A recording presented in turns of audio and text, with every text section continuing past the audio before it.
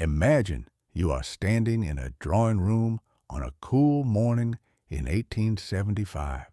wearing a dress that weighs more than you expected, layers of fabric that press against your ribs and pull at your shoulders with every breath. The corset beneath cinches your waist into a shape that feels foreign, unnatural, a silhouette designed not for comfort, but for approval. Your hands are trembling slightly, though you cannot quite say why. Perhaps it is the weight of the moment, or perhaps it is simply the cold. Outside, a carriage waits to take you to a church where you will speak words that will bind you to a man you have met perhaps a dozen times, always in the presence of others, always under watchful eyes. This is not a love story. This is not a tale of passion or romance or the kind of devotion that songs are written about.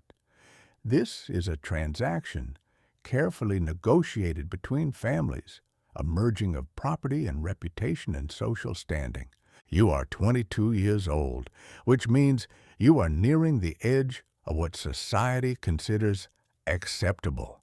the boundary beyond which you would be labeled a spinster, a woman left behind, a cautionary tale whispered in parlors. Your father has chosen well, or so you have been told. The man you will marry is older by 15 years, established, financially secure, a respected member of the community. You have been instructed to be grateful. You have been reminded that many women would envy your position.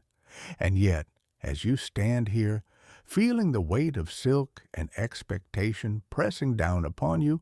you cannot shake the quiet certainty that settles in your chest like a stone. You would not survive it, not because you lack strength or intelligence or resilience, not because you are fragile or foolish or unprepared for hardship. You would not survive it because the very structure of Victorian marriage was designed to erase you slowly, methodically, legally. You would not survive it because everything you understand about autonomy and selfhood and the basic right to make choices about your own life would be stripped away the moment you spoke your vows. You would not survive it because the law itself would declare you dead in all but breath, your legal identity absorbed entirely into your husband's, your property becoming his, your body subject to his authority, your very existence redefined as an extension of his household. You would not survive it because you have been raised to believe that marriage is a partnership, and you would enter this arrangement expecting something resembling equality, only to discover that equality was never part of the design. The Victorian marriage was not built for two people to walk side by side. It was built for one person to lead and another to follow, for one voice to speak and another to remain silent, for one life to expand while another contracted into the narrow corridors of duty and obedience and endless, suffocating propriety. Imagine you begin to understand this not all at once but gradually, like a fog that lifts so slowly you do not notice the landscape changing until you look around and realize you are somewhere entirely different from where you thought you would be. You would not survive it because survival requires the ability to leave, and leaving would mean scandal so complete that your family would disown you. Society would shun you,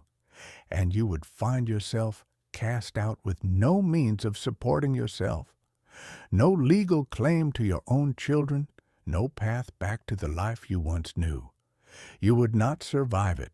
because you believe in the possibility of change, in the power of conversation and reason and mutual respect to reshape difficult circumstances. But the Victorian marriage was not designed to change. It was designed to endure, to maintain, to preserve social order. at the expense of individual happiness. You would not survive it because you expect to be seen, to be heard, to be acknowledged as a person with thoughts and feelings and desires that matter. And in a Victorian marriage, you would be none of those things. You would be a wife, and that word would define the boundaries of your entire existence. Imagine you are now thinking back to the months before this moment, to the courtship that was not really a courtship at all, but a series of carefully orchestrated encounters designed to assess suitability rather than compatibility. You met him first at a dinner party hosted by mutual acquaintances, and you remember the way he looked at you across the table, not with desire or curiosity, but with the calm appraisal of someone evaluating livestock at market. He was polite, certainly, and well-mannered in the way that men of his class were expected to be. He asked you appropriate questions about your interests, though you sensed he was not particularly listening to your answers. He spoke at length about his business dealings, his travels, his opinions on matters of politics and finance. You smiled and nodded and said little because you had been taught that this was the correct behavior, that men preferred women who listened rather than spoke, who admired rather than challenged, who served as mirrors, reflecting their own intelligence and importance back to them in flattering light. Your mother had prepared you for this, sitting you down in the weeks before you were introduced to eligible men and explaining in patient, practical terms what would be expected of you. She told you that marriage was not about happiness, but about security, not about affection, but about stability. She told you that romantic love was a fiction created by novelists, a dangerous fantasy that led young women to make foolish choices. She told you that respect and duty were far more reliable foundations than passion, which faded quickly and left nothing in its wake but disappointment. She told you that your husband would be the master of the household and that your role was to support him, to manage his home efficiently, to raise his children properly, to represent him well in social settings. She told you that physical intimacy was a duty you would be expected to perform, though she did not use those words exactly, speaking instead in vague euphemisms about wifely obligation and marital rights. She told you that it might be uncomfortable at first, but that you would grow accustomed to it, that this was simply part of what it meant to be a married woman. She told you all of this with the same tone she might use to explain how to organize a linen cupboard or plan a menu for dinner guests, as if she were describing household tasks rather than the fundamental reshaping of your entire life. And you listened, and you nodded, and you tried to imagine what she was describing, but you could not quite grasp it, could not quite believe that marriage would be as she said, because surely there would be moments of warmth, surely there would be companionship, surely there would be some measure of joy to balance the duty. Imagine you are standing now at the altar, and the church is full of people you barely know, relatives of his who have come to observe this union, to witness the transfer of one woman from her father's household to her husband's. Your father stands beside you, and you can feel the stiffness in his posture, the formality of this moment. He is giving you away, which is not merely a figure of speech, but a legal reality. Under the doctrine of coverture, which governed English and American law throughout most of the 19th century, a married woman ceased to exist as a separate legal entity. Her identity was covered by her husband's, absorbed into his as completely as if she had never been a person at all. She could not own property in her own name, could not enter into contracts, could not sue or be sued, could not claim her own wages if she worked, could not make a will without her husband's permission. Everything she brought into the marriage became his. The money she inherited, the jewelry she wore, the clothes on her back, all of it passed into his legal possession the moment the vows were spoken. If she ran a business before marriage, it became his business. If she wrote books, or painted pictures, or composed music, the proceeds belonged to him. If she received gifts from family or friends, he could claim them. If she tried to save money secretly, hiding coins in drawers or boxes, he had the legal right to take it. She had no financial autonomy whatsoever, no ability to protect herself economically, no means of escaping even the most miserable marriage without his consent. You would not survive this because you have been raised to believe that you own yourself, that your earnings and your possessions and your choices are yours to control. You would not survive this because the moment you married, you would discover that ownership had been transferred, that you were no longer your own person, but an appendage of your husband, a possession like his house or his horse or his favorite chair. The law was explicit about this. Legal treatises of the era described husband and wife as one person in law, and that one person was the husband. William Blackstone, whose commentaries on English law were widely influential throughout the 18th and 19th centuries, explained that by marriage the husband and wife became one person in law, meaning that the very being or legal existence of the woman was suspended during the marriage, or at least incorporated and consolidated into that of the husband. This was not metaphor. This was not exaggeration. This was the actual legal framework that governed the lives of married women for generations. A woman who married literally ceased to exist in the eyes of the law. She had no independent legal standing, no separate identity, no rights that her husband was bound to respect. Imagine you are speaking your vows now, and the words feel strange in your mouth, promises to obey and honor and serve, to love and cherish in sickness and in health, till death do you part. His vows are slightly different. He promises to love and cherish you, but he does not promise to obey.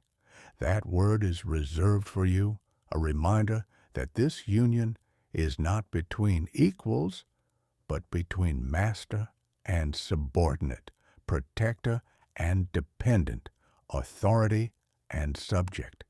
You slip the ring onto your finger, a gold band that feels heavier than you expected, and you realize with sudden clarity that this ring is not merely a symbol, but a shackle, a mark of ownership that you will wear for the rest of your life. The ceremony ends, and you are no longer who you were. Your last name has changed, which seems like a small thing, until you understand that your name was one of the few markers of your individual identity. And now, even that has been erased. You are Mrs., followed by his first and last name,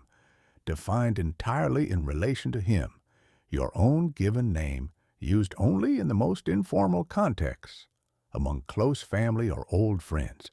in public, in legal documents, in social correspondence. You are known only as his wife, your individual identity subsumed completely into his. Imagine you are riding now in a carriage toward his house, which will be your house only in the sense that you will live there, not in the sense that you will have any legal claim to it. You are sitting beside him, and he is speaking to you in the same polite, distant tone he has used throughout your courtship, explaining the household arrangements, the staff he employs, the routines he prefers. You are expected to manage the servants, to oversee the cooking and cleaning and maintenance of the home, to ensure that everything runs smoothly and efficiently so that he need not concern himself with domestic matters. You are expected to plan menus and order supplies and balance household accounts. Though you will do this without access to your own money, requesting funds from him as needed and justifying every expense. You are expected to maintain the house in a state of perfect readiness for guests, because his social standing depends in part on his ability to entertain properly, to demonstrate his wealth and taste through the elegance of his home and the quality of his hospitality. You are expected to dress well, but not extravagantly, to present yourself as a reflection of his success without drawing too much attention to yourself, without appearing vain or frivolous or concerned overly with fashion. You are expected to be pleasant and agreeable in company, to make interesting conversation without being too opinionated, to laugh at jokes without being too loud, to smile without seeming artificial, to navigate the complex social rules that govern interactions between men and women, between different classes, between family and strangers. You would not survive this because the expectations are contradictory and impossible, because you are meant to be visible enough to reflect well on your husband, but invisible enough not to overshadow him, intelligent enough to manage complex household affairs, but not so intelligent that you threaten his authority, beautiful enough to be admired, but not so beautiful that other men desire you, social enough to be good company, but not so social that you develop friendships that might distract you from your duties. You would not survive this because every aspect of your behavior is scrutinized and judged, because you are always performing, always conscious of how you are being perceived, always aware that any misstep could bring shame not just on yourself, but on your husband, whose reputation is now tied irrevocably to yours. You would not survive this because the role of wife is not something you can step into and out of, not a part you can play for a few hours and then set aside. It is total and consuming and relentless, an identity that overwrites every other aspect of who you are, that reduces you to a function within a household, a cog in the social machinery of Victorian life. Imagine you are entering his house now, and you notice immediately how dark it is, how heavy the furnishings, how the windows are covered with thick drapes that block out most of the light. The Victorian aesthetic favored dim interiors, perhaps because they concealed dirt more effectively, perhaps because bright sunlight was associated with the working classes who labored outdoors, or perhaps simply because the heavy fabrics and dark woods were fashionable. You move through rooms crowded with furniture, every surface covered with objects, ornaments and figurines and framed photographs, layers of decoration that make the space feel cluttered and oppressive. This is his taste, his preference, and you understand instinctively that you will not be changing it, that your role is to maintain what he has established rather than to impose your own vision. You meet the servants, a small staff consisting of a cook, a housemaid, and a man who serves as both butler and driver. They curtsy or bow and address you as Madam, and you realize, with a strange mixture of pride and discomfort, that you are now their employer, responsible for directing their work, for maintaining discipline, for ensuring that they perform their duties satisfactorily. This is one of the few areas where you will have authority, one of the few domains where your word will carry weight. Though even here your power is limited, because Your husband can countermand your instructions, can dismiss servants you wish to keep, or hire servants you do not want, can override your decisions about household management if he disagrees with them. You would not survive this because you believe in fairness and kindness in your interactions with others. But the Victorian household was built on rigid hierarchies, on the understanding that some people were born to command and others to serve, that maintaining social order required clear boundaries between classes. You would be expected to be firm with servants, to demand high standards, to punish infractions, to maintain distance and formality,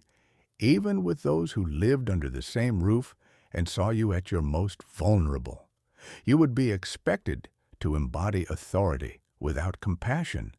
to prioritize efficiency and respectability over human connection. You would find this exhausting and ethically troubling,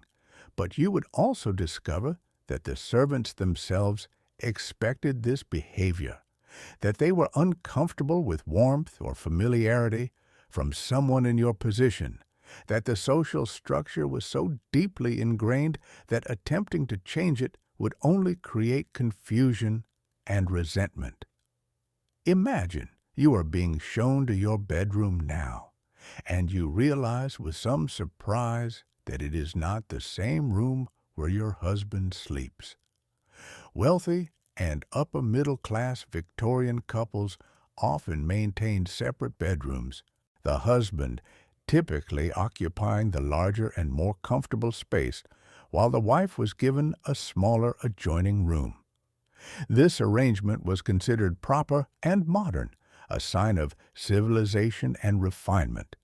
though it also served practical purposes related to the realities of Victorian marriage.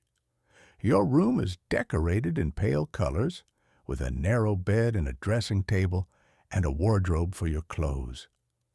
There is a door connecting your room to his, and you understand that he will use this door when he wishes,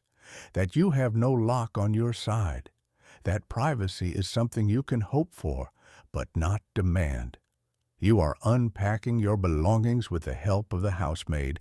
hanging your dresses in the wardrobe, arranging your few personal items on the dressing table,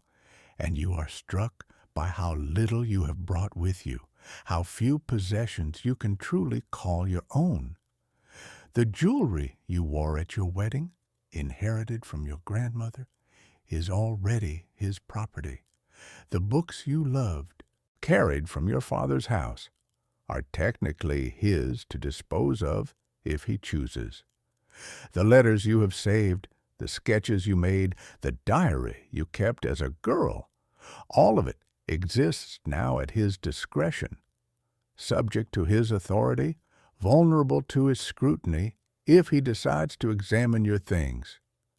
You would not survive this because you value privacy, the ability to keep some thoughts and feelings to yourself, to maintain an inner life that is yours alone. You would not survive this because the Victorian marriage left no room for privacy,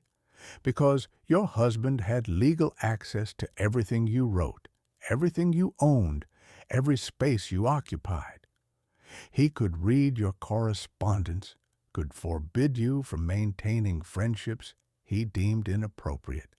could control which books you read and which ideas you were exposed to. This was not considered tyranny, but proper husbandly oversight, the natural exercise of authority that came with his role as head of household. If you protested, if you argued that you deserved some measure of autonomy, you would be labeled difficult or hysterical or unwomanly, accused of failing to understand your proper place, reminded that you had made vows to obey and that obedience meant surrendering your will to his. Imagine you are sitting now at a small table in your room, and evening is approaching, and you know what is coming,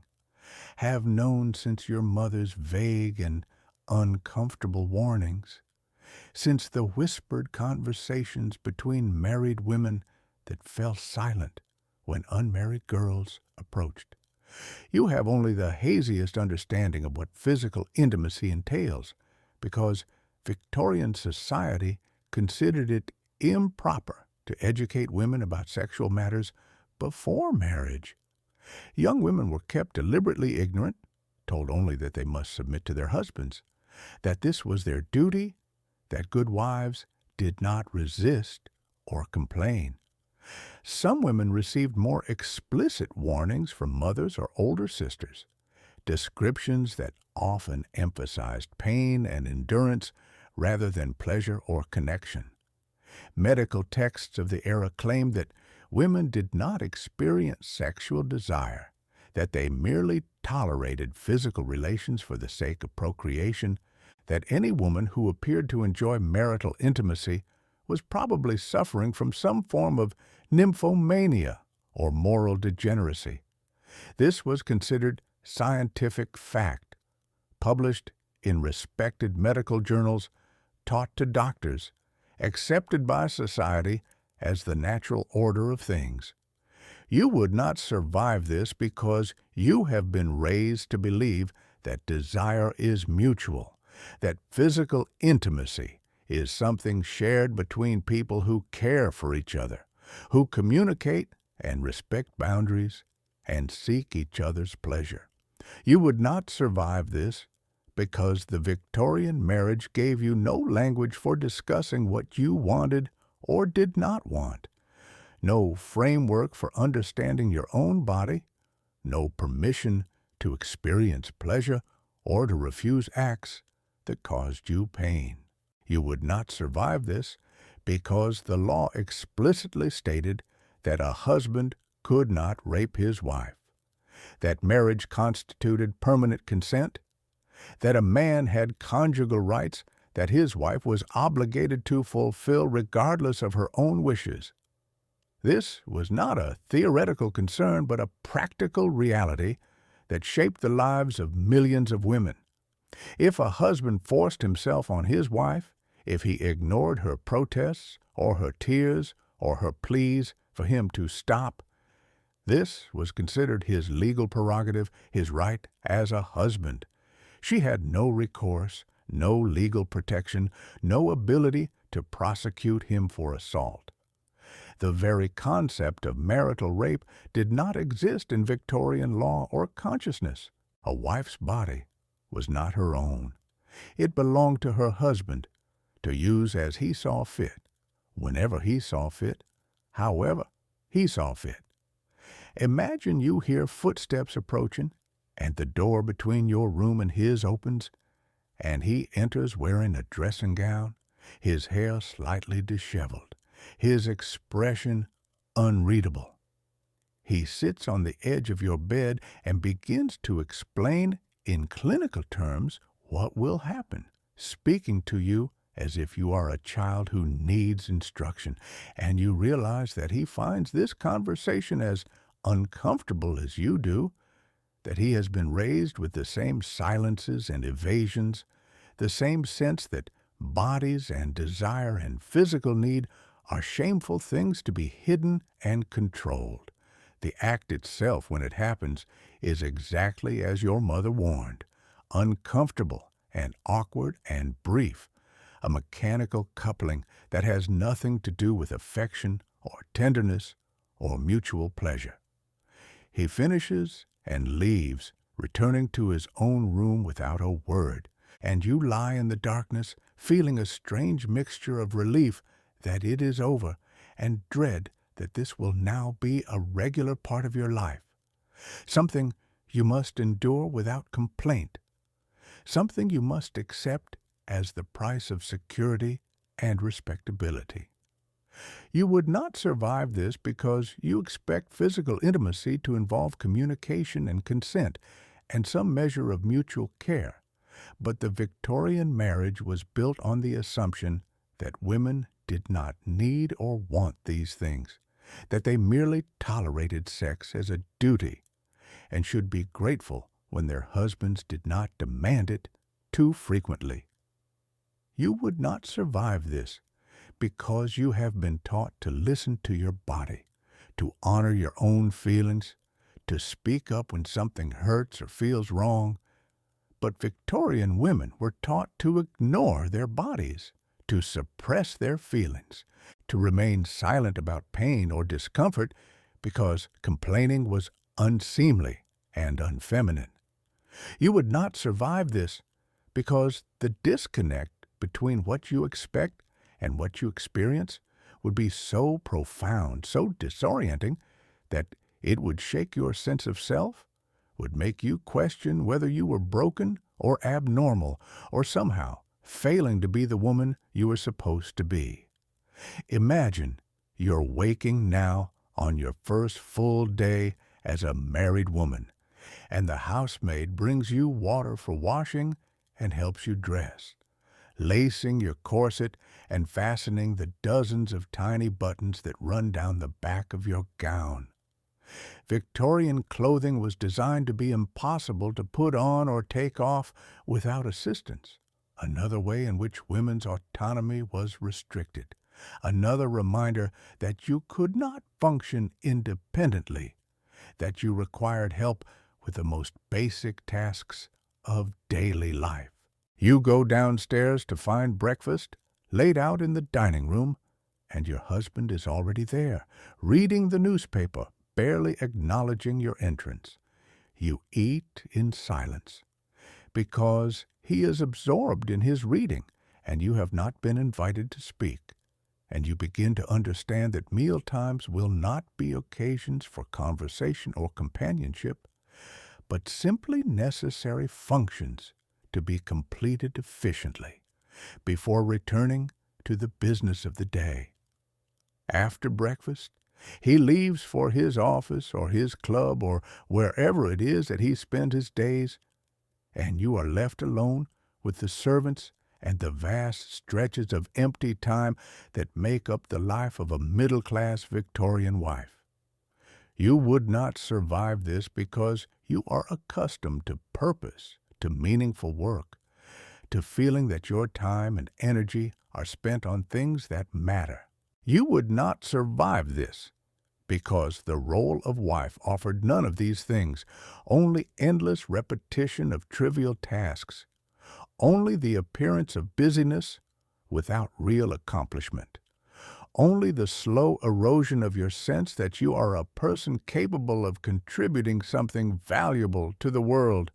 You would be expected to fill your days with needlework and letter writing and paying social calls,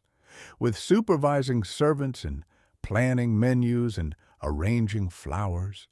with all the delicate and decorative occupations deemed appropriate for women of your class. You would not be expected to read serious literature or follow politics or express opinions on matters of public importance.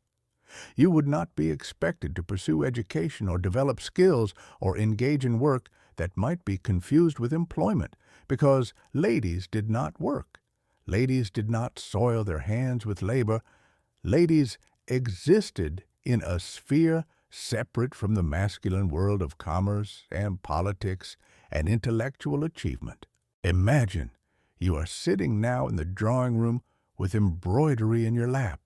pushing a needle through fabric in patterns that someone else designed, creating decorative objects that serve no real purpose, and you can feel time stretching out before you, years and decades of days just like this one,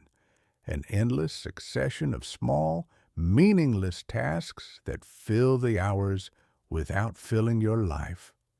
You think about the books you wanted to read, the languages you wanted to learn, the ideas you wanted to explore, and you realize that all of that is gone now,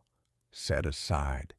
deemed inappropriate for a married woman whose attention should be focused entirely on her household and her husband, and eventually her children. You think about your friends from before you married,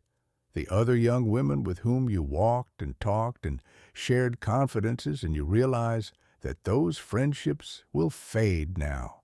that married women and unmarried women occupied different social spheres, that the concerns and conversations of your old life are no longer accessible to you.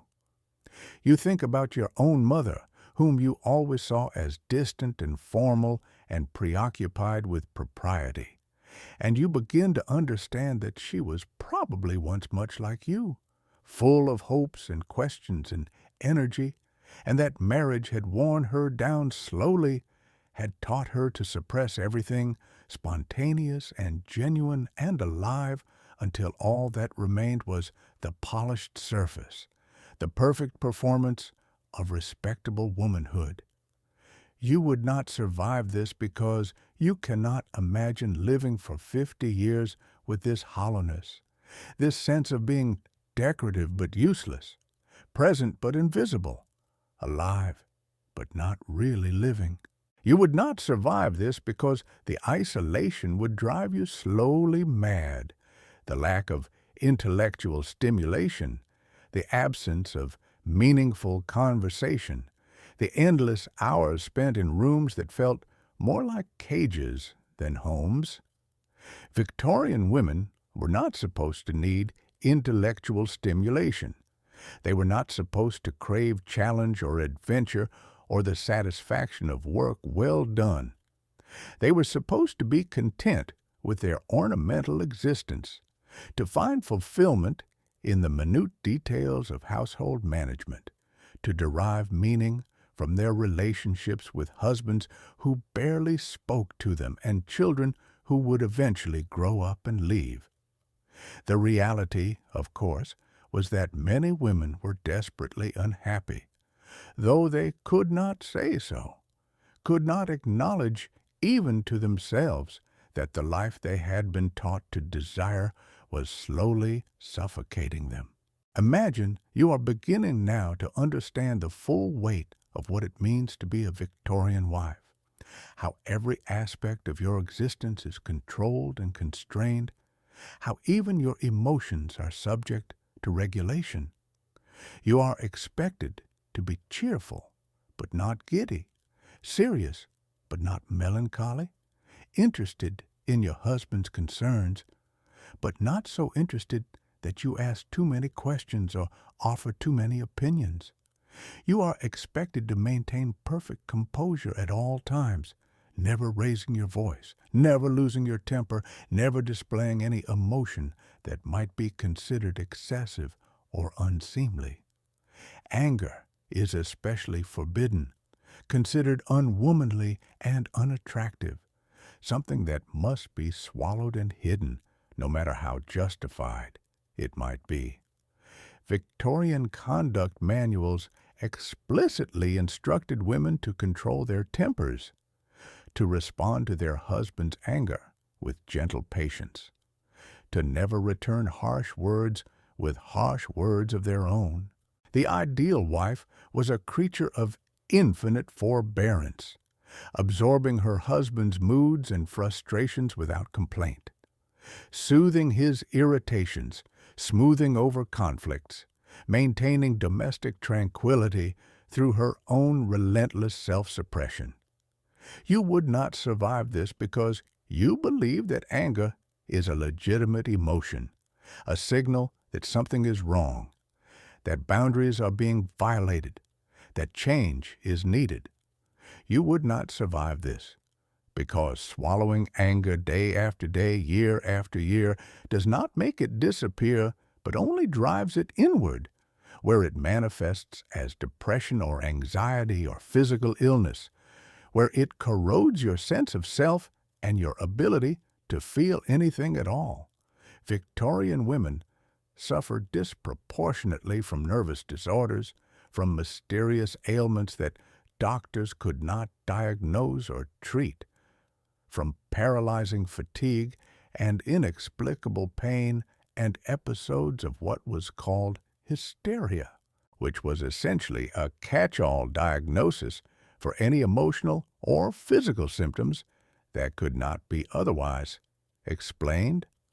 Modern historians and psychologists understand that many of these women were suffering from the effects of chronic stress and repressed emotion, from lives so constrained and controlled that their bodies literally rebelled against the conditions they were forced to endure. Imagine you are learning now the intricate social rules that govern a Victorian wife's interactions with the world beyond her household. You cannot go out alone, cannot walk down the street or enter a shop or visit a friend without a chaperone, because women unaccompanied by men or servants were assumed to be morally suspect, potentially prostitutes, or women of loose character. You cannot speak to men you have not been properly introduced to, cannot make eye contact with strangers,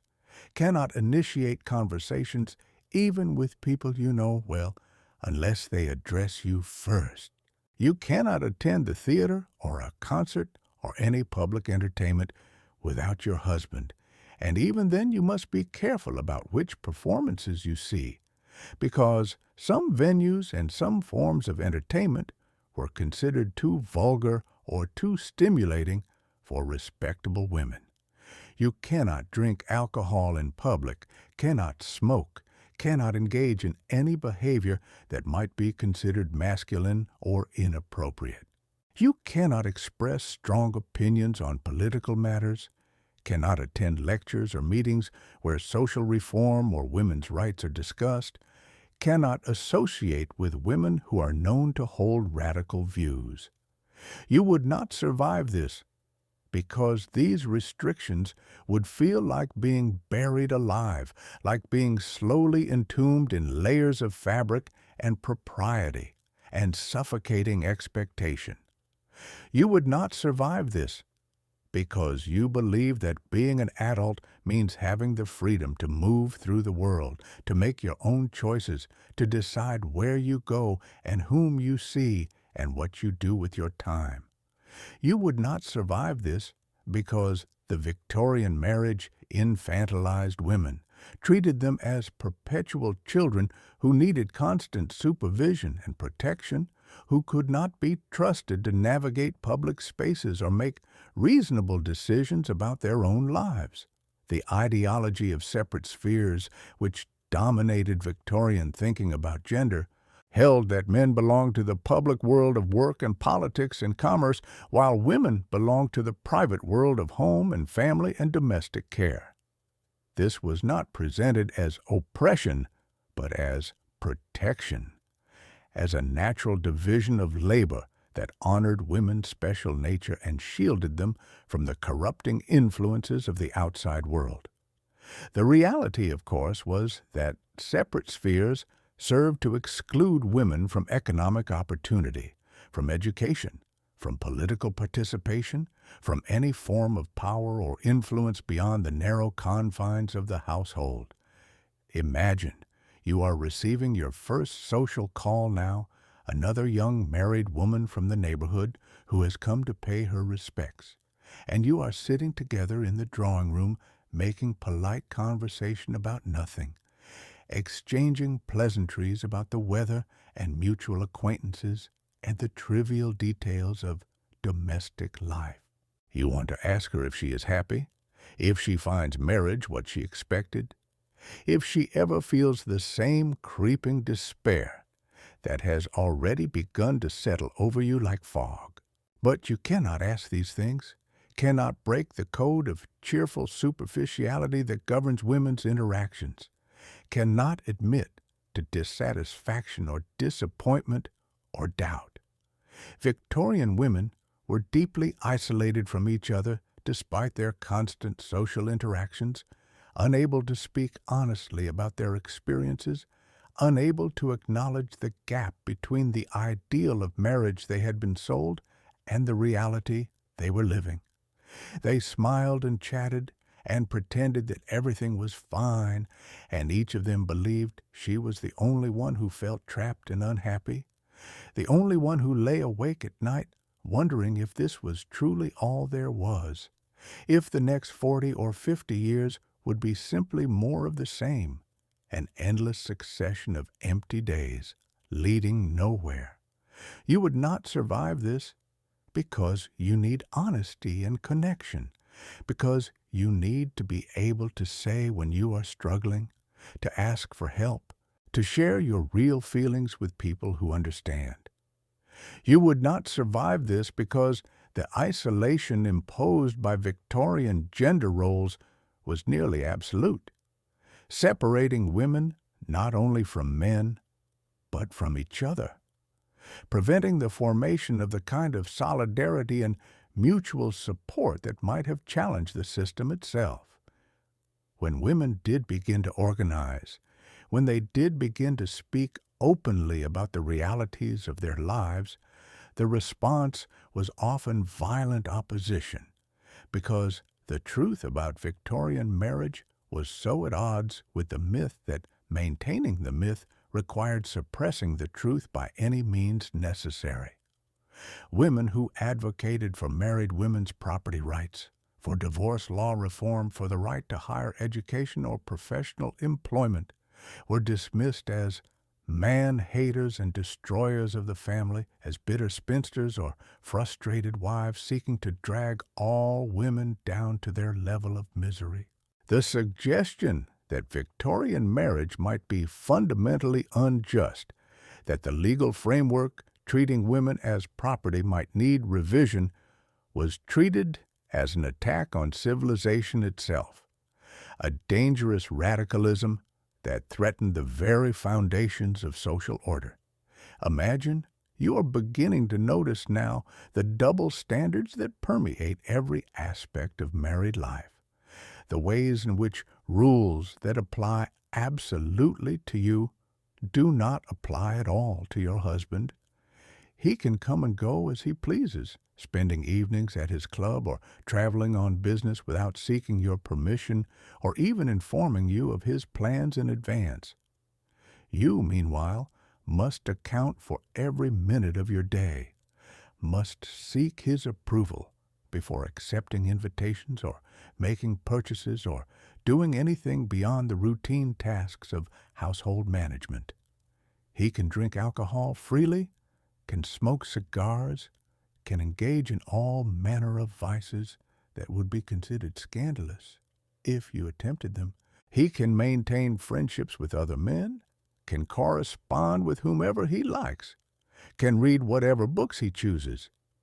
You are expected to limit your reading to novels and poetry and devotional literature, to avoid newspapers and political treatises and anything that might fill your head with ideas above your station. He can speak freely about his opinions, can debate and argue and disagree without fear of being labeled difficult or unwomanly. You must guard every word, must modulate your tone, must ensure that even when you disagree, you do so gently, deferentially, in a way that does not threaten his authority or wound his pride. You would not survive this because the unfairness would be maddening, because you would see clearly the arbitrary nature of these restrictions, the way they serve to maintain male power, rather than to protect female virtue or preserve social order. You would not survive this because when you pointed out these contradictions, when you asked why standards that applied to you did not apply to him, you would be told that men and women were simply different, that they had different natures and different needs and different capabilities, that expecting equal treatment was as foolish as expecting a horse to fly or a fish to climb trees. This was the fundamental lie at the heart of Victorian gender ideology, the claim that inequality was natural rather than constructed, biological rather than social, divinely ordained rather than humanly created and maintained through law and custom and relentless enforcement. Women who challenged this lie, who pointed out that their supposed incapacities were the result of limited education and restricted opportunities rather than innate deficiency, were dismissed as deluded or dangerous, as rebels against nature itself. Imagine you are discovering now that your husband is not faithful, that he maintains a mistress in another part of the city, or that he frequents brothels, or that he has had affairs with multiple women over the years. This is not unusual. Victorian men were generally expected to have sexual experience before marriage, and many continued to seek sexual variety afterward, despite the moral rhetoric about fidelity and family values that dominated public discourse. A wife who learned of her husband's infidelity had essentially no recourse. She could not divorce him on grounds of adultery alone unless the adultery was accompanied by some other offense such as cruelty or desertion. And even then, she would face enormous social stigma and financial hardship if she left. She could not confront his mistress without appearing unladylike and undignified. She could not even confront him effectively because he could simply deny everything or admit it and tell her that his private behavior was none of her concern, that wives who pried into their husbands' affairs outside the home were overstepping their bounds. The expectation was that a wife would pretend not to know, would maintain her dignity and her silence, would continue to fulfill her duties as hostess and household manager and mother as if nothing were wrong. You would not survive this because you believe that marriage should involve mutual fidelity, that if you are expected to be faithful, then he should be as well, that agreements should be honored by both parties. You would not survive this because the betrayal would be compounded by the fact that you are powerless to respond, that you must absorb this hurt in silence, must continue to share your home and your bed and your life with someone who has broken his vows and who faces no consequences for doing so. You would not survive this because the hypocrisy would be unbearable. The way Victorian society proclaimed the sanctity of marriage and the importance of moral purity while simultaneously tolerating and even tacitly encouraging male sexual license. Men were allowed to have both respectability and freedom, both the stability of marriage and the excitement of affairs, both the social status of a family man and the pleasures of a bachelor. Women were allowed none of these things. They were expected to be pure and faithful and satisfied with the narrow role assigned to them. And if they were not satisfied, if they found marriage disappointing or suffocating or soul-crushing, they were to blame for their own unhappiness, told that they simply needed to try harder, to be more grateful, to adjust their expectations to match reality. Imagine you are pregnant now, and this brings a mixture of relief and dread. Relief because producing children is your primary function as a wife, and failure to conceive would have been cause for shame and possible grounds for your husband to set you aside. Dread because pregnancy and childbirth in the Victorian era were genuinely dangerous. And women who died in labor or from infections afterward, women who survived but were never quite well again, plagued by chronic pain or disability or the effects of botched surgical interventions. Medical knowledge about reproduction and childbirth was limited and often actively harmful. Doctors did not yet understand the importance of hygiene, did not wash their hands between patients, routinely caused infections that killed women who might otherwise have survived. Anesthesia was available by the mid-19th century, but was controversial, with some doctors and moralists arguing that pain in childbirth was natural and divinely ordained, that women should endure it as punishment for Eve's sin,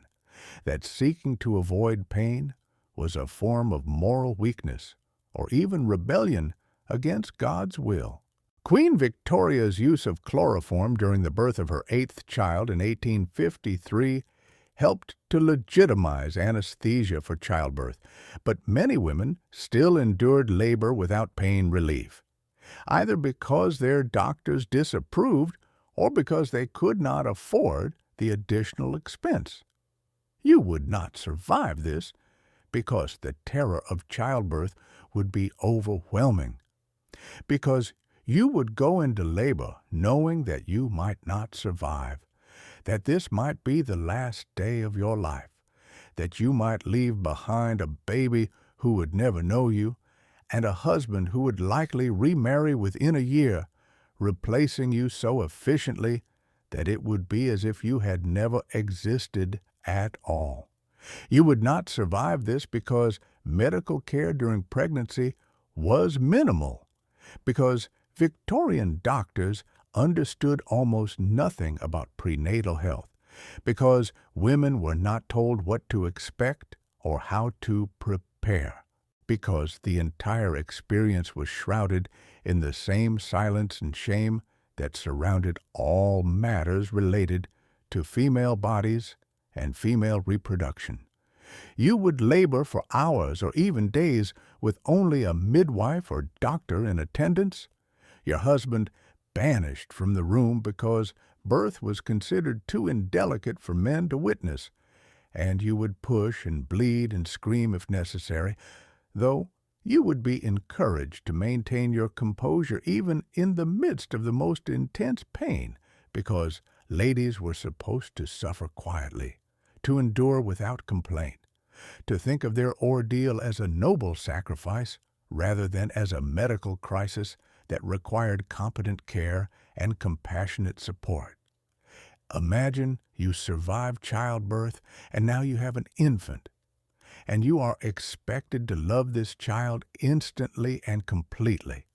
to find fulfillment in motherhood that compensates for everything else you have lost, for all the freedom and autonomy and possibility that marriage has stripped away. Victorian ideology placed enormous emphasis on motherhood as woman's highest calling, the role that justified her existence and redeemed her inferior status. Mothers were supposed to be selfless and devoted and endlessly patient, pouring all their energy and attention into raising children who would grow up to be moral citizens and productive members of society. This was women's contribution to the nation, their form of public service, carried out not in voting booths or legislative chambers, but in nurseries and schoolrooms and around dinner tables. The ideology of Republican motherhood, which had emerged in the United States after the Revolution and persisted throughout the 19th century, held that women shaped the character of future generations and thus bore enormous responsibility for the fate of the Republic, even though they were denied any direct political participation themselves. You would not survive this because the pressure to be a perfect mother would be crushing, because Victorian child-rearing advice was full of contradictions and impossible standards, because you would be blamed for every fault or failing in your children while your husband remained largely uninvolved in their daily care. You would be expected to mold your children's characters through constant vigilance and moral instruction, to suppress any signs of willfulness or disobedience, to raise daughters who would become dutiful wives and sons who would become strong leaders. You would be expected to do all of this while also managing the household, maintaining your appearance, serving as hostess for your husband's business associates, and fulfilling your conjugal duties. You would be expected to do all of this without complaint, without acknowledgement that the work was difficult or exhausting, without any real support from your husband or from society at large. Motherhood was supposed to be its own reward, and women who admitted to finding it tedious or overwhelming or less fulfilling than they had been led to expect, were considered unnatural, failing at the one task they were supposedly born to perform. Imagine you are watching your daughters grow, and you see them learning the same lessons you learned, absorbing the same restrictions, preparing for the same limited future. You watch them being taught to sit still and speak softly and defer to their brothers, being dressed in miniature versions of adult female clothing that restricts their movement and reminds them constantly of their gender. You watch them being discouraged from climbing trees or running too fast or expressing too much enthusiasm, being shaped into decorative objects, just as you were shaped. You want to tell them that they deserve more, that they are capable of more, that the world they are inheriting does not have to be the world they accept.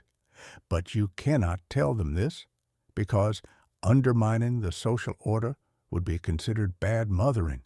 because your job is to prepare them for the reality they will face, not to fill their heads with dangerous ideas about equality or independence or self-determination. So you teach them to embroider and to play the piano and to make polite conversation, and you watch as their natural energy and curiosity are gradually suppressed, as they learn to make themselves small and quiet and agreeable, as they become the women Victorian society wants them to be. You would not survive this because watching your daughter's potential being deliberately narrowed would break your heart, because you would see in them everything you might have been, everything that was denied to you, and you would know that unless something changes dramatically, they will live the same circumscribed lives, will make the same compromises, will accept the same limitations, because they will be told, as you were told, that this is natural and right and for their own protection. You would not survive this because you cannot imagine being complicit in perpetuating the system that has imprisoned you. But you also cannot imagine how to resist without harming your children, without making them unfit for the only world they will be allowed to inhabit. This is perhaps the cruelest aspect of the Victorian gender system, the way it forced women to participate in their own oppression and in the oppression of their daughters, to become the enforcers of rules they did not make and would not have chosen, to teach submission and self-abnegation as virtues, because the alternative was to leave their children unprepared for the harsh realities they would face. Imagine you are middle-aged now, and your children are grown, and you have been married for 25 years, and you look back over those years and struggle to find moments of genuine happiness, moments when you felt truly alive and present and valued. Your husband has grown more distant over time, spending his evenings in his study or his club, speaking to you mainly to convey instructions or criticism, treating you with the same polite indifference he might show to a competent servant. You have become efficient at managing the household, at maintaining appearances, at performing all the tasks expected of a wife and mother, but efficiency is not the same as fulfillment, and you can feel the emptiness at the center of your life, the sense that you have spent decades on tasks that did not matter, in a role that did not value you, in service to a system that saw you as a means to an end, rather than as an end in yourself. You think sometimes about what you wanted when you were young, before you married, and those desires seem impossibly distant now, as if they belonged to someone else, some other woman who existed in some other life.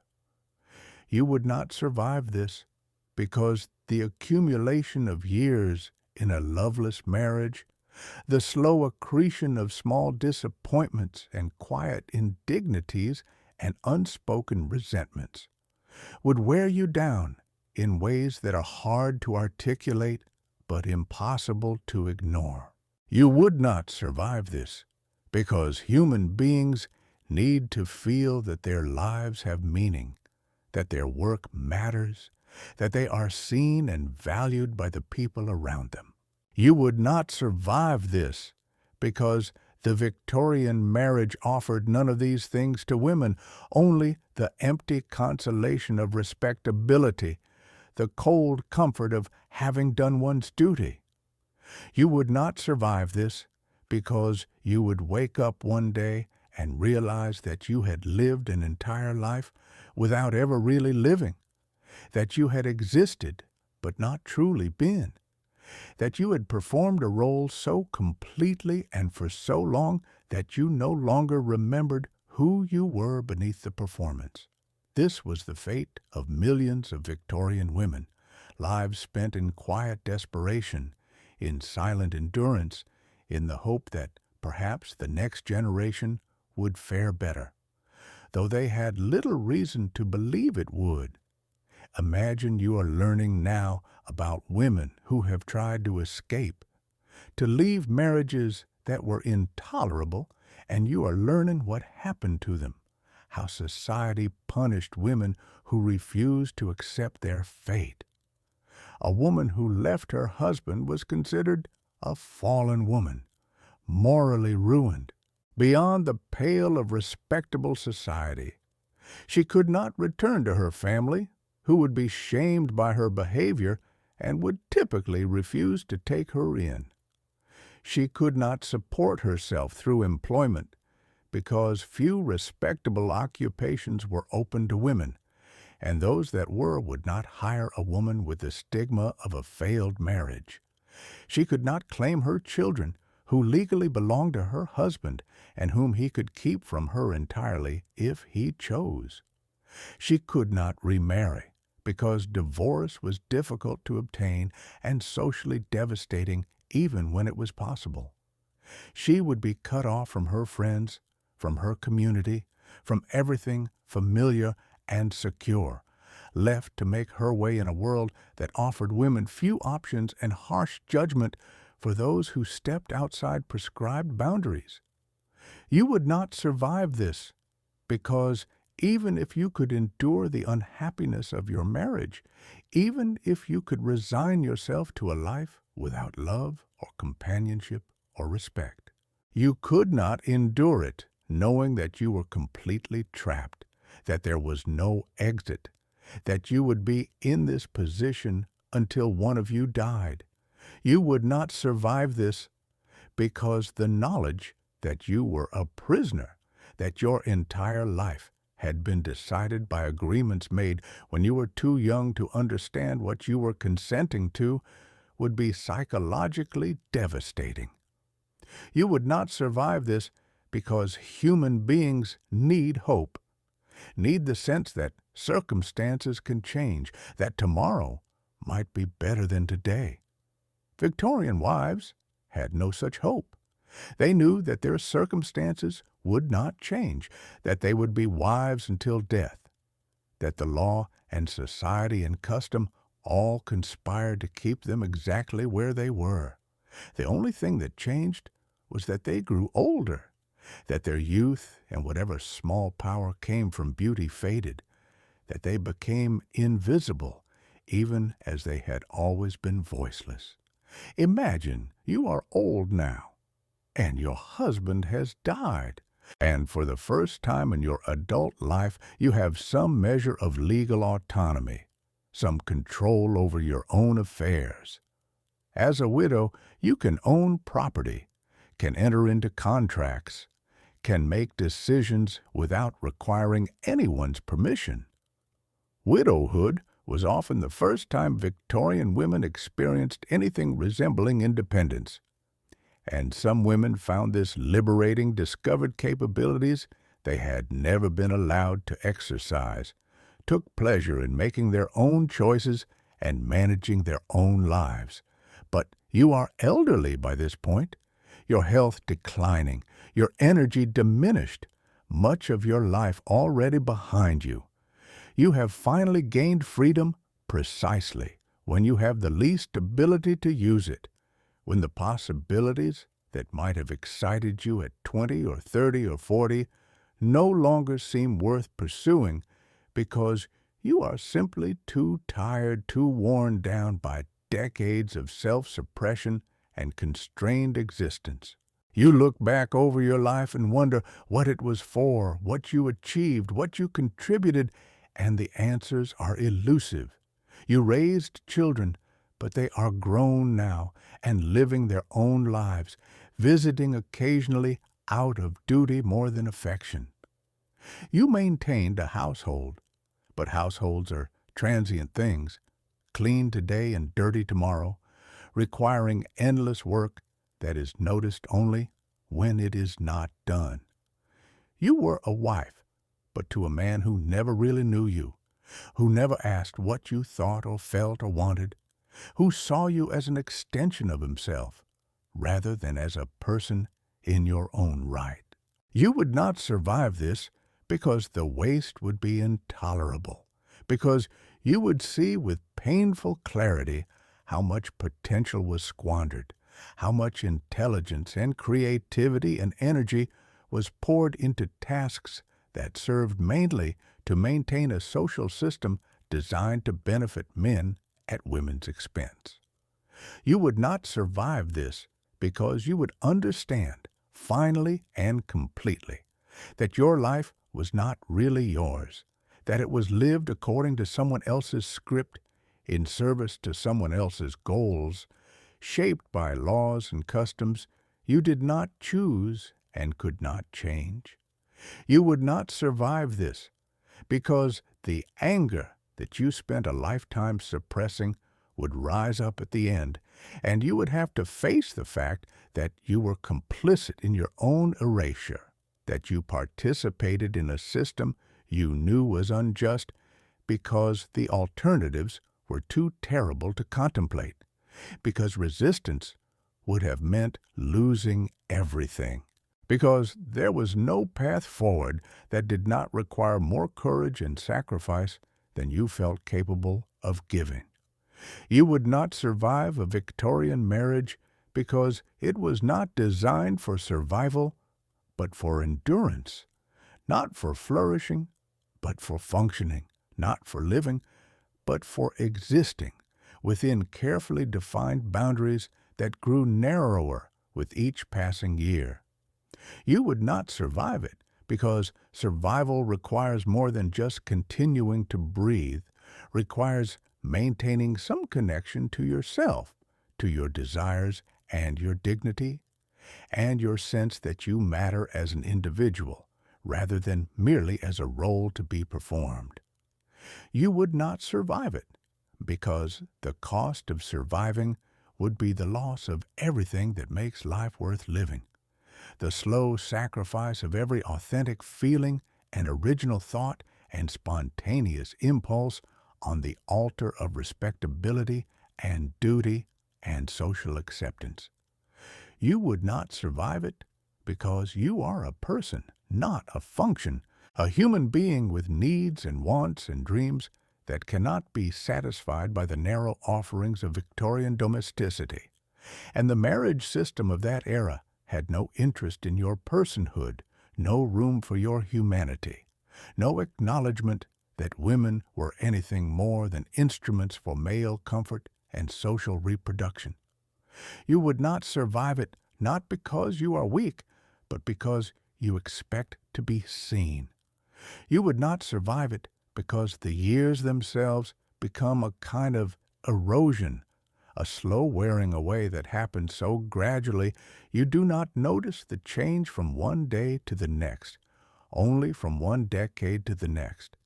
And by then, it is too late to remember who you were before the smoothing began. Imagine you're moving through seasons now, through the same calendar repeated endlessly, through springs that bring only the work of airing out rooms and beating carpets and replacing heavy drapes with lighter ones, through summers spent in stuffy drawing rooms because ladies do not perspire in public view, through autumns of preserving and preparing and ensuring the household is ready for winter, through winters of dim interiors and coal fires and the particular silence that comes from spending months largely confined indoors. The seasons mark time, but do not bring change, only rotation, only the same tasks performed in slightly different weather, only the same emptiness dressed in different light. You begin to notice how the light changes in the house throughout the day, how morning sun slants through the dining room windows and catches dust motes floating in the air, how afternoon fills the drawing room with a golden heaviness that makes you want to sleep. Though you have done nothing all day that should tire you, how evening brings shadows that seem to thicken the walls and make the rooms feel smaller, more confining, as if the house itself is contracting around you. Imagine you are becoming intimately familiar with textures, with the feel of fabric under your fingers as you sew, the rough linen of household items being mended, the smooth silk of decorative embroidery, the stiff pasteboard of calling cards being written out in careful script. You know the weight of silver tea services, the cool smoothness of china, the particular resistance of furniture that needs to be moved slightly when servants are cleaning around it. You know the smell of beeswax polish and coal smoke, and the lavender sachets tucked into linen cupboards. You know the sound of the house at different hours, the creaking of floorboards as servants move through their morning routines, the ticking of the clock in the hallway that seems louder in the afternoon when everything else is quiet, the distant sounds from the street that reach you muffled and distorted, reminding you that there is a world beyond these walls, but offering no connection to it. You begin to realize that you are becoming part of the house, that you are furnishing it not just with objects, but with your own presence, that you are as fixed and stationary as the tables and chairs, occupying the same spaces day after day, performing the same small movements, tracing the same paths from room to room until you have worn invisible tracks into your own life. Imagine you are watching the light change across years now, watching how it falls differently as you age, how morning light that once seemed full of possibility begins to feel merely bright and harsh, exposing dust and wear, and the signs of aging in fabrics and furnishings and in your own hands when you hold them up to examine them. You notice wrinkles forming around your eyes and mouth, the loosening of skin at your throat, the way your hair begins to show threads of gray that multiply faster than you can pluck them out. You notice that your husband barely looks at you anymore, that his gaze passes over you as if you are part of the wallpaper, a familiar pattern he has long since stopped seeing. You notice that the housemaid is younger than you were when you married, that she has a freshness and energy that you remember having once but can no longer quite conjure, that looking at her makes you feel old and tired and somehow already finished, even though you're only in your 30s or 40s, even though you may live another 30 or 40 years in this same house, performing these same tasks, occupying this same narrow space. You begin to notice how memory works differently as the years accumulate, how the early years of marriage blur together into an indistinct mass of similar days, how you struggle to remember specific events or conversations because there were so few events worth remembering, so few conversations that contained anything real or meaningful. You remember your wedding day with strange clarity, every detail sharp and vivid, but the year that followed is mostly fog, a gray expanse of time that left no particular impression. You remember the birth of your first child because pain and fear leave deep marks, but you struggle to remember the second birth or the third. They have merged together into a general sense of ordeal endured and survived. You remember specific humiliations, moments when your husband dismissed something you said or made a decision that affected your life profoundly without consulting you, but you cannot remember specific moments of kindness or warmth because there were so few, or perhaps because kindness, when it came, felt like such a small thing, such an inadequate compensation for everything else that it made no lasting impression. You realize that you are losing yourself not all at once, but gradually, that the person you were before marriage is becoming someone you can barely remember, a character from a story you heard long ago, distant and unreal and impossible to connect to the woman you are now. Imagine you are sitting at your dressing table on an ordinary afternoon, perhaps in early autumn, when the light has that particular golden quality that makes everything look slightly unreal, and you are looking at your reflection in the mirror and trying to recognize yourself. Your face is your face, familiar in its features, but there is something in the expression that you do not recognize, a flatness or a blankness or a carefully maintained neutrality that has become your default setting. You try to remember the last time you smiled spontaneously, the last time you laughed with genuine amusement rather than polite performance, the last time you felt anything strongly enough that it showed on your face. You cannot remember. You have become so practiced at controlling your expression, at presenting the appropriate face for every situation, that you are no longer certain what your real face looks like, what you look like when you are not being observed or evaluated or expected to reflect something other than your actual feelings. You wonder if there is anything left beneath the performance, or if you have performed the role for so long that it has become the only thing you are, that the distinction between the real and the performed has collapsed entirely, leaving only this smooth blank surface, this woman who could be anyone or no one, who has no particular identity beyond her function as wife and mother and household manager.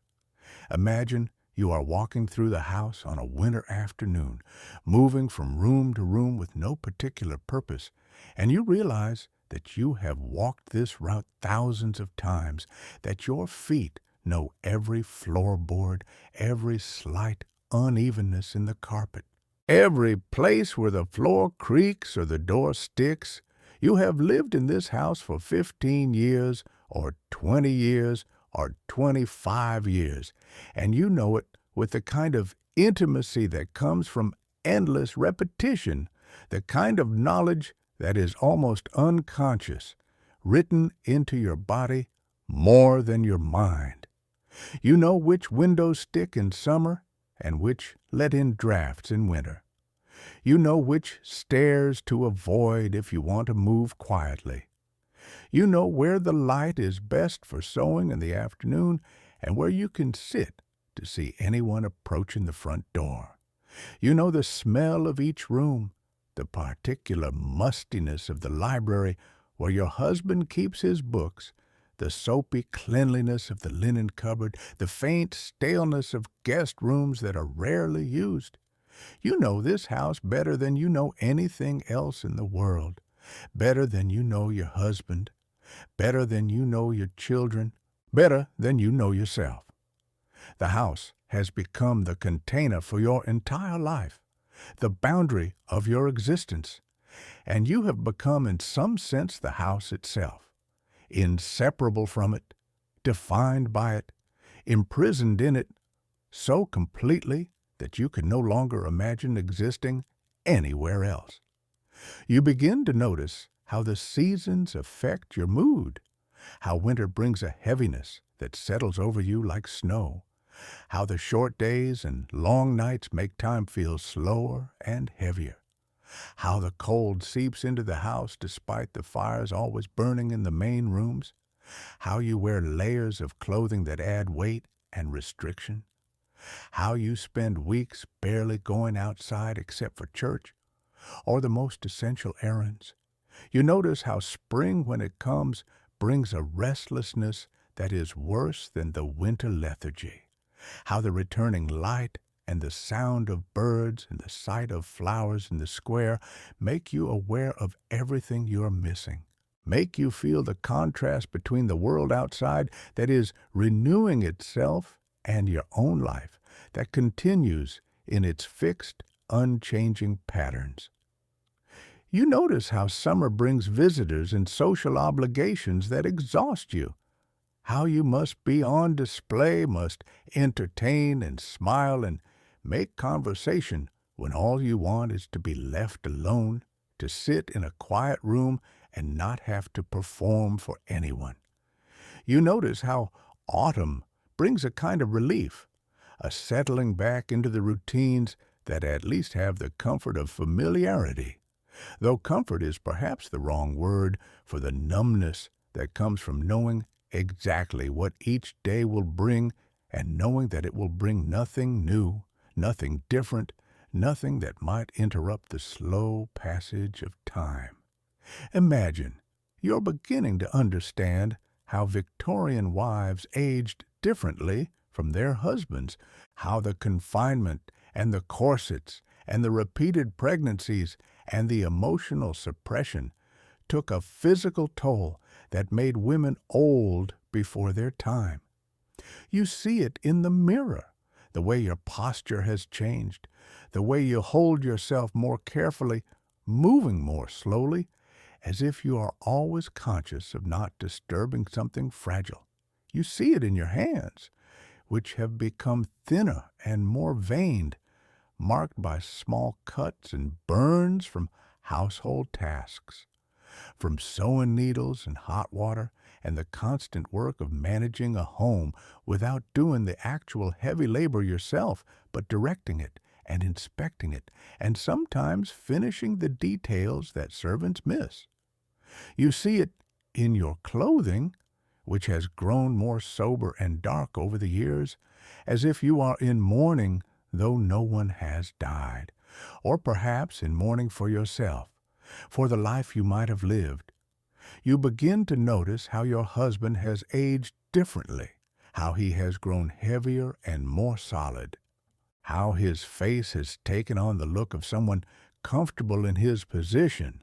settled into authority, at ease with himself and his place in the world. He moves through the house with confidence, with ownership, his footsteps heavy and certain.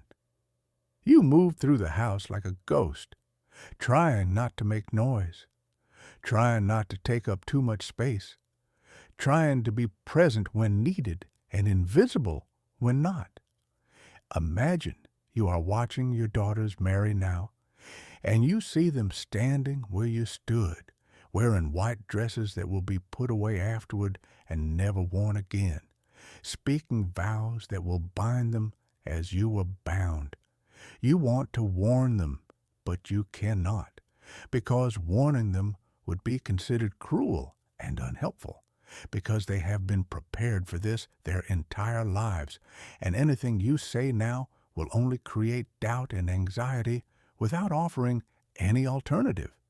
You watch them go off to their new homes, and you remember going to your new home. Remember the mixture of hope and fear. Remember thinking that surely it would not be as your mother suggested, that surely marriage would offer more than duty and endurance. You know now what your daughters will learn, and you know there is nothing you can do to prepare them for it except what you have already done, which is to teach them to be obedient and pleasant and skilled at household management, to give them the tools they will need to perform their roles even though the roles themselves are stifling and reductive and will slowly erase them, just as you have been erased. You feel complicit in their fate and helpless to change it, caught in the same system that caught you, perpetuating it even as you hate it, because there is no clear way to stop, no obvious alternative, no path that would not simply make things harder for them without making anything fundamentally different. Imagine you are experiencing the particular loneliness that comes from living with someone who does not know you, who has never asked what you think or feel beyond the most superficial pleasantries, who speaks to you mainly to give instructions or to complain about some failing in the household management. You share meals together,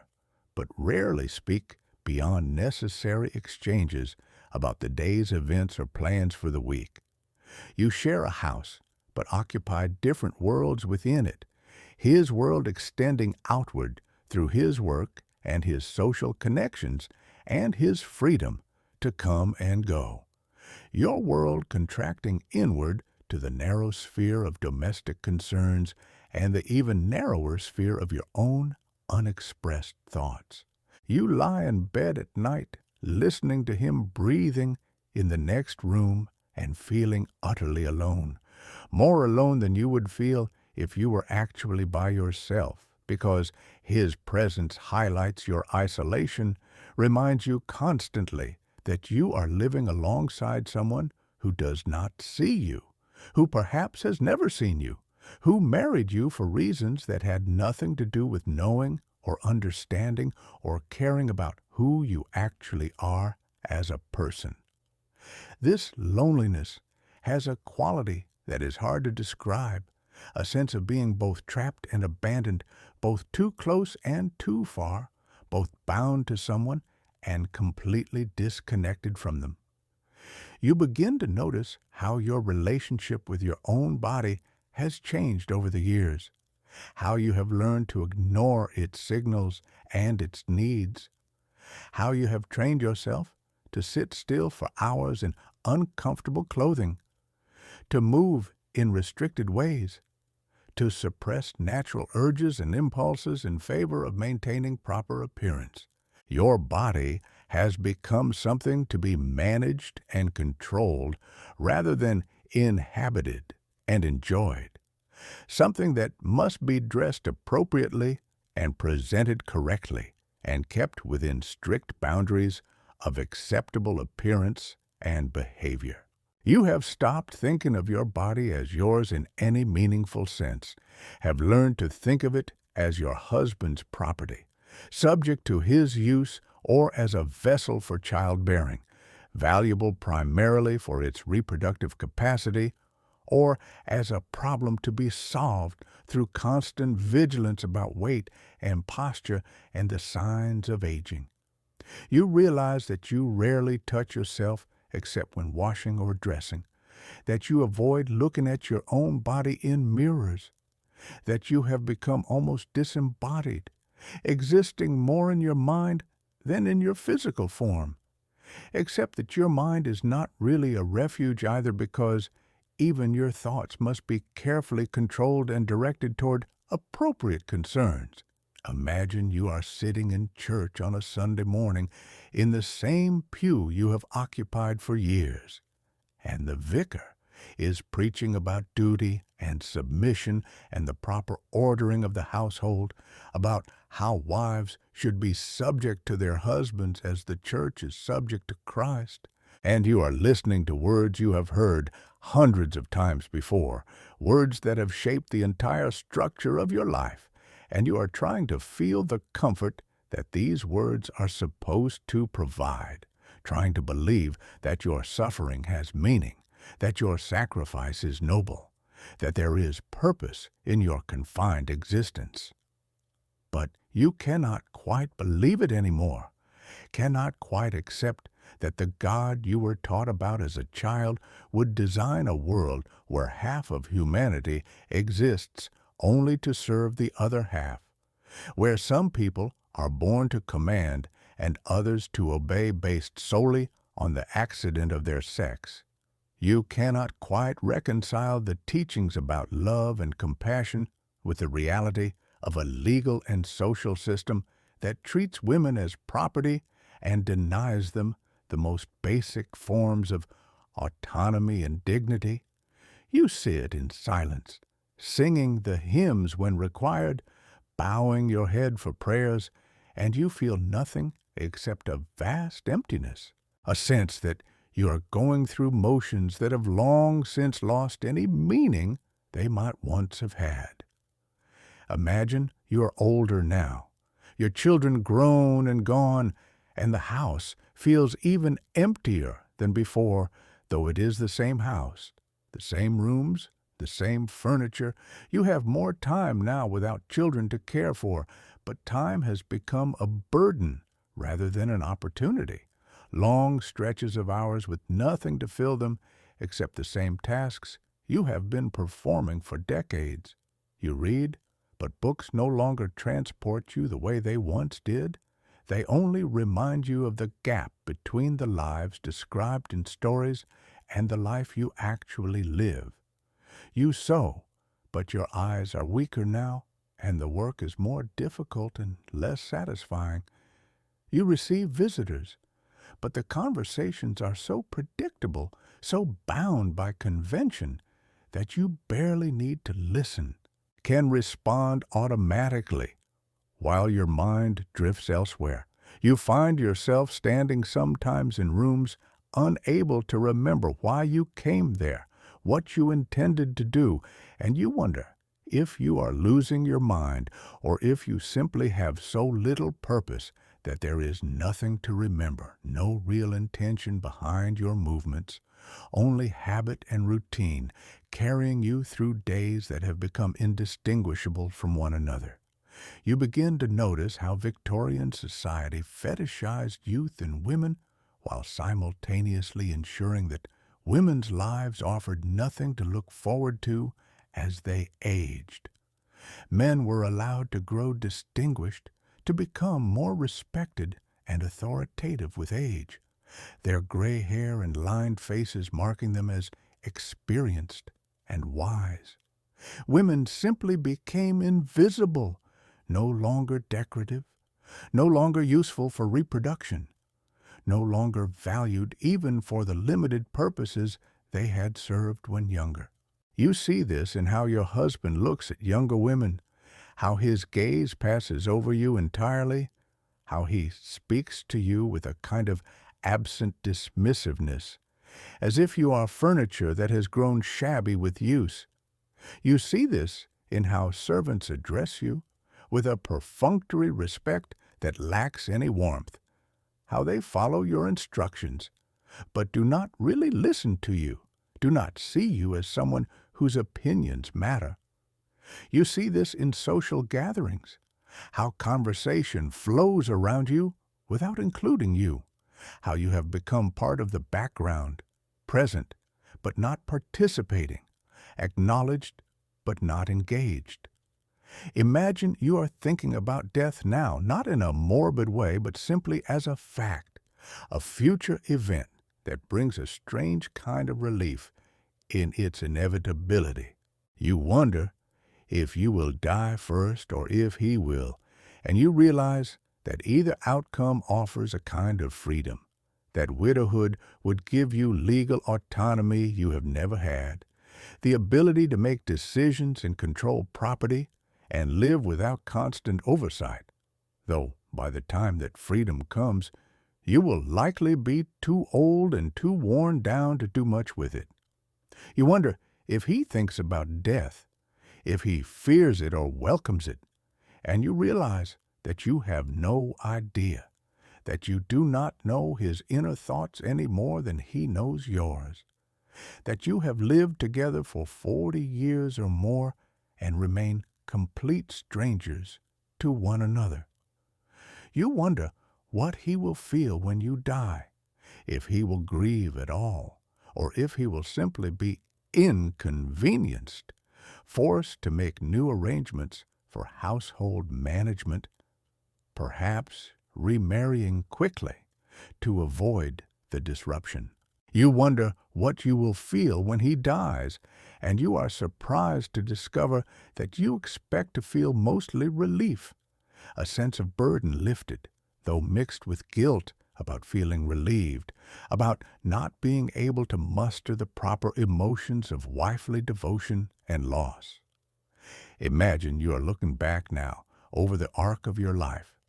trying to identify moments when things might have been different, when you might have made different choices, and you realize that there were no such moments, that every decision was already made for you by circumstances beyond your control, by laws you did not write and could not change, by social expectations that were enforced through ostracism and shame, by economic realities that left you no viable alternatives. You could not have refused to marry without becoming a burden on your family and a social pariah. You could not have left your marriage without losing your children and your reputation and any means of supporting yourself. You could not have pursued education or professional work because these opportunities were closed to women of your class. You could not have participated in politics or public life because women were denied the vote and barred from most forms of civic engagement. You could not have owned property or controlled money or made contracts because the law declared you legally dead upon marriage. Every door was closed, every path blocked, every possibility for a different life eliminated by the systematic denial of women's basic human rights and dignity. Understanding this brings no comfort, only a kind of cold clarity, a recognition that you were never really free,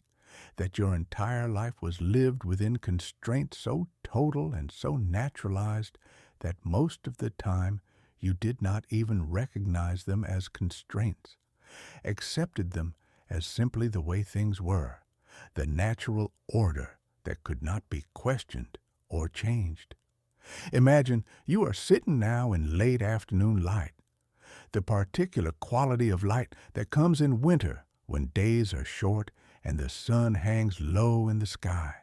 casting long shadows and filling rooms with a golden dimness that softens everything. You are sitting in your usual chair, doing nothing in particular, and you realize that this is how you have spent thousands of afternoons sitting in this chair or one very like it, watching light move across walls, watching dust motes float in air, watching time pass in a house where nothing changes, where each day is so similar to the last that they blur together into an undifferentiated stream of existence that can barely be called living. You think about the girl you were before you married, trying to remember what she wanted, what she dreamed about, what she imagined her life would become. You cannot quite remember. That girl seems impossibly distant, impossibly naive, as if she belonged to a different species entirely, as if there is no connection between who she was and who you are now. You wonder if she would recognize you, if she would be horrified or resigned or simply confused by what she became. You wonder if you would warn her if you could, if you would tell her to refuse the marriage, to run away, to choose poverty and shame over this slow erasure. You do not know. Perhaps she would not listen. Perhaps no one ever listens to such warnings because the alternative seems worse, seems impossible, seems like no choice at all. You begin to notice how silence has become your primary mode of existence, how you spend most of each day without speaking except for necessary exchanges with servants or perfunctory greetings to your husband. You have learned that most of what you might say is not wanted, that your opinions are considered irrelevant, that your feelings are of no interest to anyone, that the things you notice and think about have no place in the conversations happening around you, You have learned to keep your own counsel, to process your thoughts internally, to maintain an ongoing internal monologue that never finds external expression. This silence has weight and texture, has become something you carry with you, a presence that fills your chest and throat, years of unspoken words accumulated like sediment, like layers of rock, building up slowly, pressing down, making it hard to breathe sometimes, hard to remember what it felt like to speak freely, to say what you thought without first evaluating whether it would be acceptable or appropriate or welcome. The silence is not peaceful. It is heavy and dense and filled with all the things you have not said, all the protests and questions and expressions of need that you have swallowed year after year after year. Imagine you are moving through your days now with a kind of automaticity, performing tasks without thinking about them, your body carrying out familiar routines while your mind drifts elsewhere, though elsewhere is nowhere in particular, just a gray space where thoughts form and dissolve without leading anywhere, without building toward any conclusion or resolution. You set the table, you pour the tea, you write letters that say nothing real, you make lists of household tasks. You supervise servants. You sit in drawing rooms receiving visitors or being a visitor yourself. And all of it happens without your full presence, without your genuine engagement, as if you are watching yourself from a distance, as if you are a character in a play you have seen too many times, speaking lines you know by heart, moving through scenes that never change. You understand now what your mother meant when she told you that marriage was about duty rather than happiness, though she did not explain and you did not understand then that duty without meaning is simply endurance, that performing tasks because you must rather than because you choose creates a kind of spiritual death, a gradual extinguishing of whatever spark or energy or aliveness you once possessed. The light fades earlier now,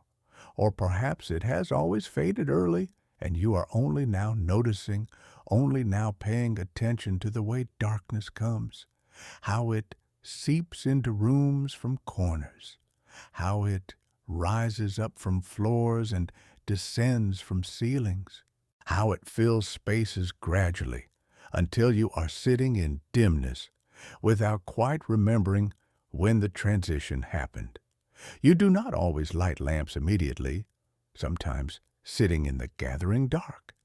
finding a strange comfort in the way darkness obscures details, makes rooms less distinct, makes it possible to forget for a moment where you are, who you are, what your life has become.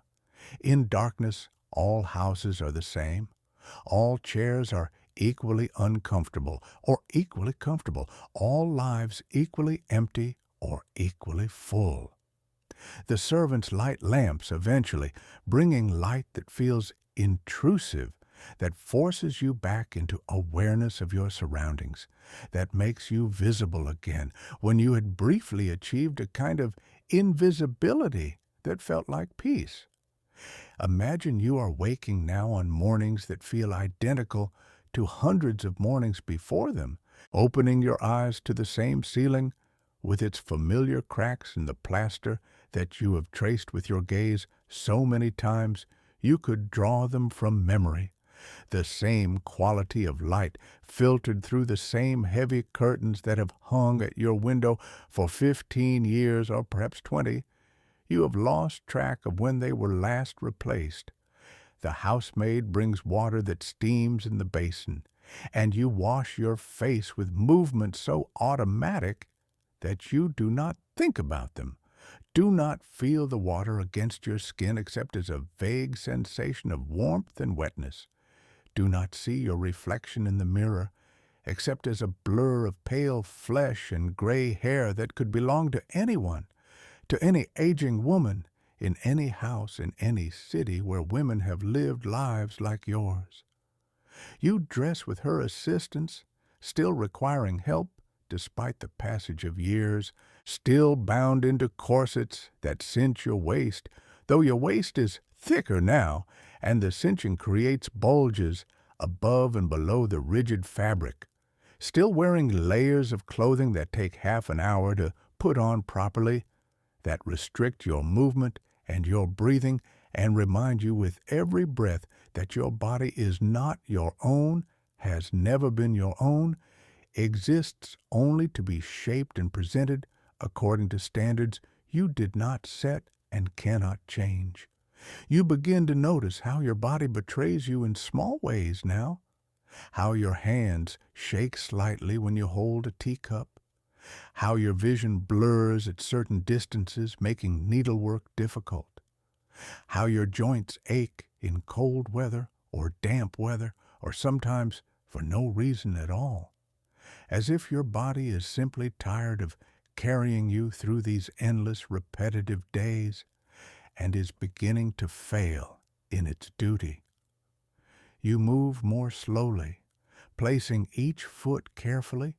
conscious of the possibility of falling, of breaking something that will not heal properly at your age, that will leave you even more confined than you already are. You find yourself holding on to furniture as you move through rooms, using chair backs and table edges for support, and you realize that the house, which has always been your prison, is now also your support, that you have become so accustomed to its dimensions and its furnishings that you navigate it more by habit than by sight, that you could move through it in darkness and still know where you are by the feel of the floor beneath your feet, by the particular sound your steps make on carpet versus wood, by the smell of each room and the way air moves differently in hallways than in closed spaces. Imagine you are sitting at breakfast and your husband is there but not there, present physically but absent in every other way, eating in silence, reading his newspaper with the same absorption he has shown for 40 years, occasionally making some comment about politics or business that does not require a response, that is, spoken into the air rather than to you specifically. You have learned not to expect conversation, not to hope for engagement, have learned to find a strange comfort in the predictability of his indifference, in knowing that he will not make demands on you beyond the basic requirements of household management, that he has long since ceased to see you as anything other than a fixture of his home, necessary but unremarkable, like the furniture or the wallpaper. You eat your breakfast without tasting it particularly, porridge or eggs or toast, foods that have become so familiar they are simply fuel, simply something you put into your body because bodies require fuel to continue functioning, not because you experience hunger or satisfaction or any strong sensation related to eating.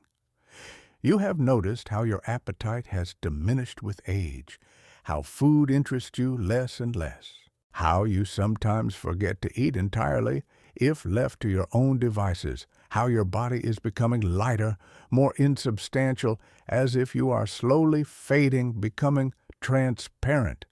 preparing for the invisibility that death will make complete. You begin to notice how memory works strangely now, how recent events slip away almost immediately, while things from decades ago surface with unexpected clarity. You can remember with perfect precision the dress you wore on your wedding day, the weight of the fabric, the color of the flowers you carried, the expression on your father's face as he walked you down the aisle.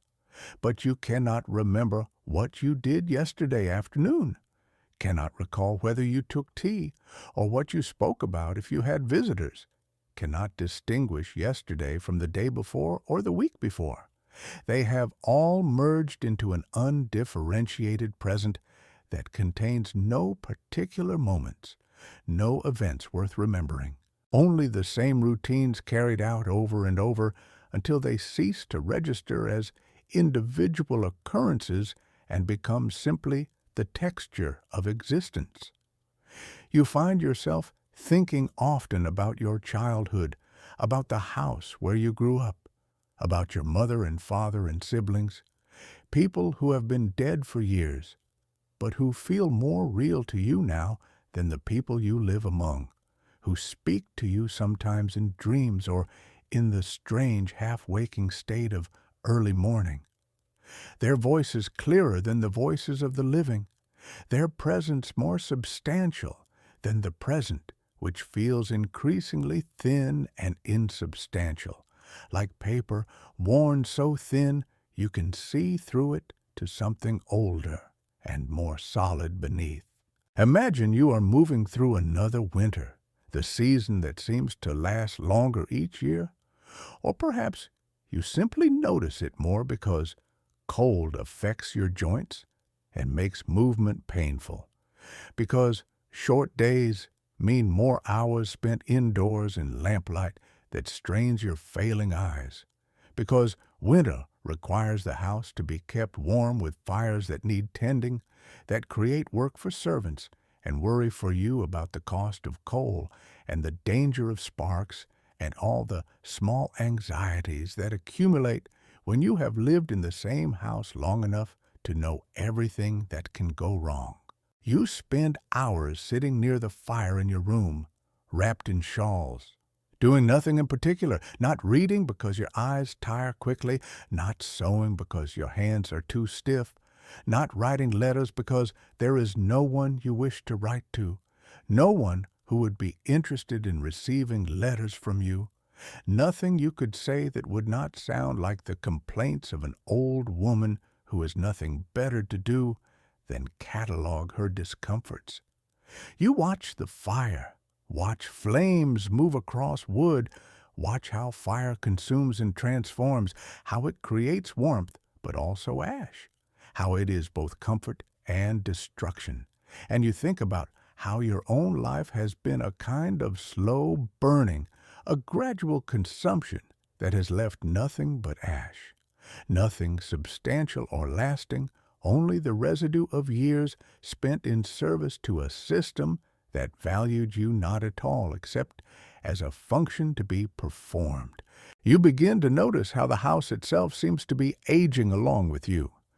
how wallpaper fades and peels at the edges, how carpets wear thin in the paths you walk most frequently, how wood darkens with years of polish and handling, how everything grows more shabby and tired and in need of repair that is never quite adequate to restore things to their original state. Your husband does not notice or does not care, does not want to spend money on redecoration or refurbishment, and you do not have the energy to argue, do not have the will to care very much about whether the drawing room wallpaper is replaced or the dining room chairs reupholstered. The house is simply the container for your life, and the container is deteriorating at the same rate as the life it contains, both of you wearing out together, both becoming shabby and worn and overlooked. You notice how dust accumulates more quickly now. Or perhaps the servants are less thorough in their cleaning. Or perhaps you are simply more aware of dust, more conscious of the way it settles on surfaces and dulls the appearance of things, more aware because you have time to notice, because your days are so empty that you find yourself staring at dust motes floating in afternoon light, following their slow drift through air, wondering idly where they come from and where they go, whether they settle or simply float forever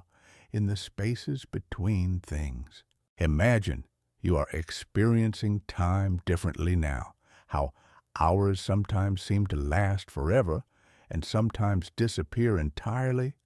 how you will sit down in the morning and then look up to find that afternoon has come and gone, and you cannot account for the intervening hours, cannot remember what you did or thought about, can only assume that you sat in your chair as you are sitting now, perhaps sleeping without realizing it, perhaps simply existing in some state between waking and sleeping, where consciousness continues, but experience does not, where time passes without leaving any trace. You find yourself waking at odd hours, confused about whether it is morning or evening, whether you have slept through the night or only dozed for a few minutes, your internal sense of time becoming unreliable, unmoored from the external rhythms of day and night. You hear the clock in the hallway chiming the hours, but the chimes no longer connect to any meaningful sense of what hour it is. They are simply sounds that punctuate the silence, markers of time passing without purpose or direction, without leading anywhere except toward the inevitable end that grows closer with each chime, but never seems to actually arrive. You begin to notice how your relationship with objects has changed, how you have become possessive of small things attached to items that have no particular value, but that have been with you for years. A particular teacup that you prefer, a shawl that has become threadbare but that you refuse to replace, a small box that contains letters from people who are long dead, letters you no longer read, but whose presence comforts you in some undefined way. These objects are the only things that are truly yours, the only possessions that feel like they belong to you rather than being part of the household inventory that technically belongs to your husband. And you guard them jealously, become upset when servants move them, or when your husband suggests disposing of something that has grown too worn or shabby. You realize that you have so little that is your own, so little that connects you to any identity beyond your role as wife and mother and household manager, that these small objects have taken on disproportionate importance, have become talismans or anchors, evidence that you existed before this life, that you had preferences and attachments and some small measure of autonomy,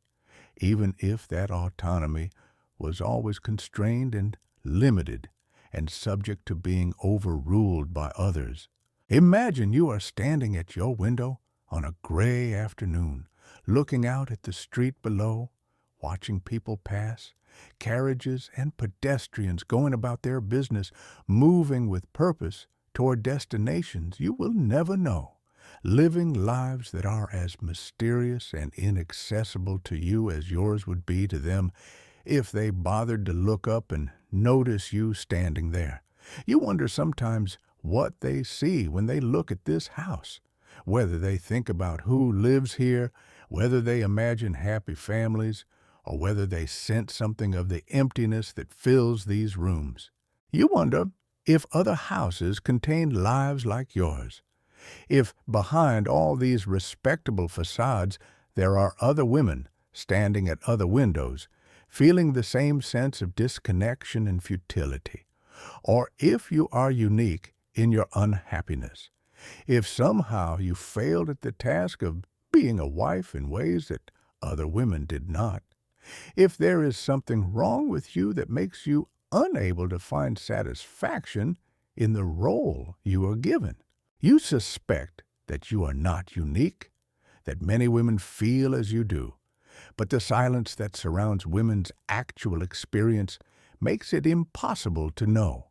impossible to compare your life to others, except in the most superficial ways, impossible to determine whether what you feel is normal or abnormal, reasonable response to intolerable conditions, or personal failing that reveals some deficiency in your character. You begin to notice how the weather affects you more now than it did when you were younger, how cold penetrates deeper, how damp makes your bones ache, How wind, when you must venture out, leaves you breathless and shaken. How heat in summer becomes oppressive and makes you feel faint, as if your body has lost the ability to regulate itself properly, as if the boundaries between inside and outside have become more porous, as if you are more vulnerable to every environmental change. You dress in heavier clothing, wrap yourself in more layers, but the cold still reaches you, still settles into your joints and your chest, and you spend more time by the fire, more time in bed under heavy blankets, more time trying to create warmth that seems impossible to achieve or maintain. The house itself feels colder, or perhaps it has always been this cold, and you are only now noticing, only now unable to generate enough internal heat to compensate for the external chill. You drink tea constantly, hot liquid that warms you temporarily, but never seems to warm you through,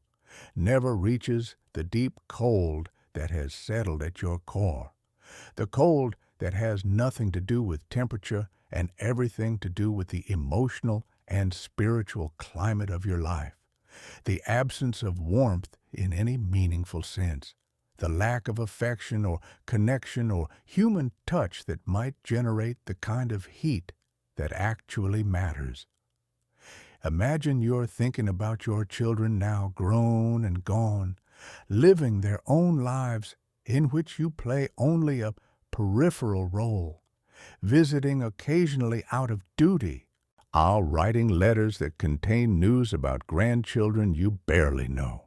people who exist in some other world that does not include you except as a distant figure to be acknowledged but not particularly engaged with. Your sons have their work and their clubs and their own wives and households. Your daughters have married and moved to other cities or other neighborhoods, absorbed into their husbands' families, creating their own homes, repeating the patterns you established, teaching their daughters the same lessons you taught them, perpetuating the same system that shaped your life. You wonder if they are happy, if their marriages are different from yours, if somehow the next generation has found ways to build more genuine partnerships. But you suspect that nothing has really changed, that the legal framework and social expectations remain the same, that your daughters are living lives much like yours, confined and constrained in the same ways, learning the same lessons about silence and endurance and the necessity of suppressing their own needs in favor of maintaining household harmony and social respectability. You begin to notice how silence has become not just a condition of your life, but almost a presence in itself, something you can feel in rooms,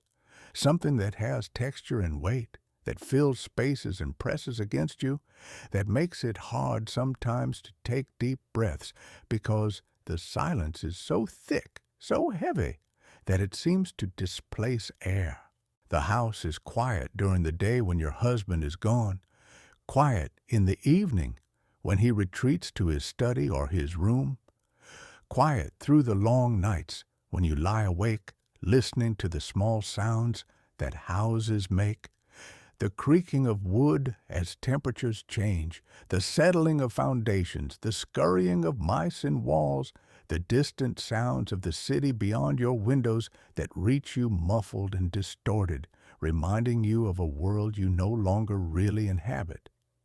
You have grown accustomed to silence, have learned to exist within it without feeling the need to break it, have learned that silence is easier than speech, because speech requires energy and purpose, and some sense that words might matter, might be heard and understood and responded to in meaningful ways. Silence requires nothing, demands nothing, simply envelops you and allows you to drift through hours without the effort of engaging with anyone or anything. Imagine you are experiencing increasingly frequent moments when you cannot quite remember what year it is,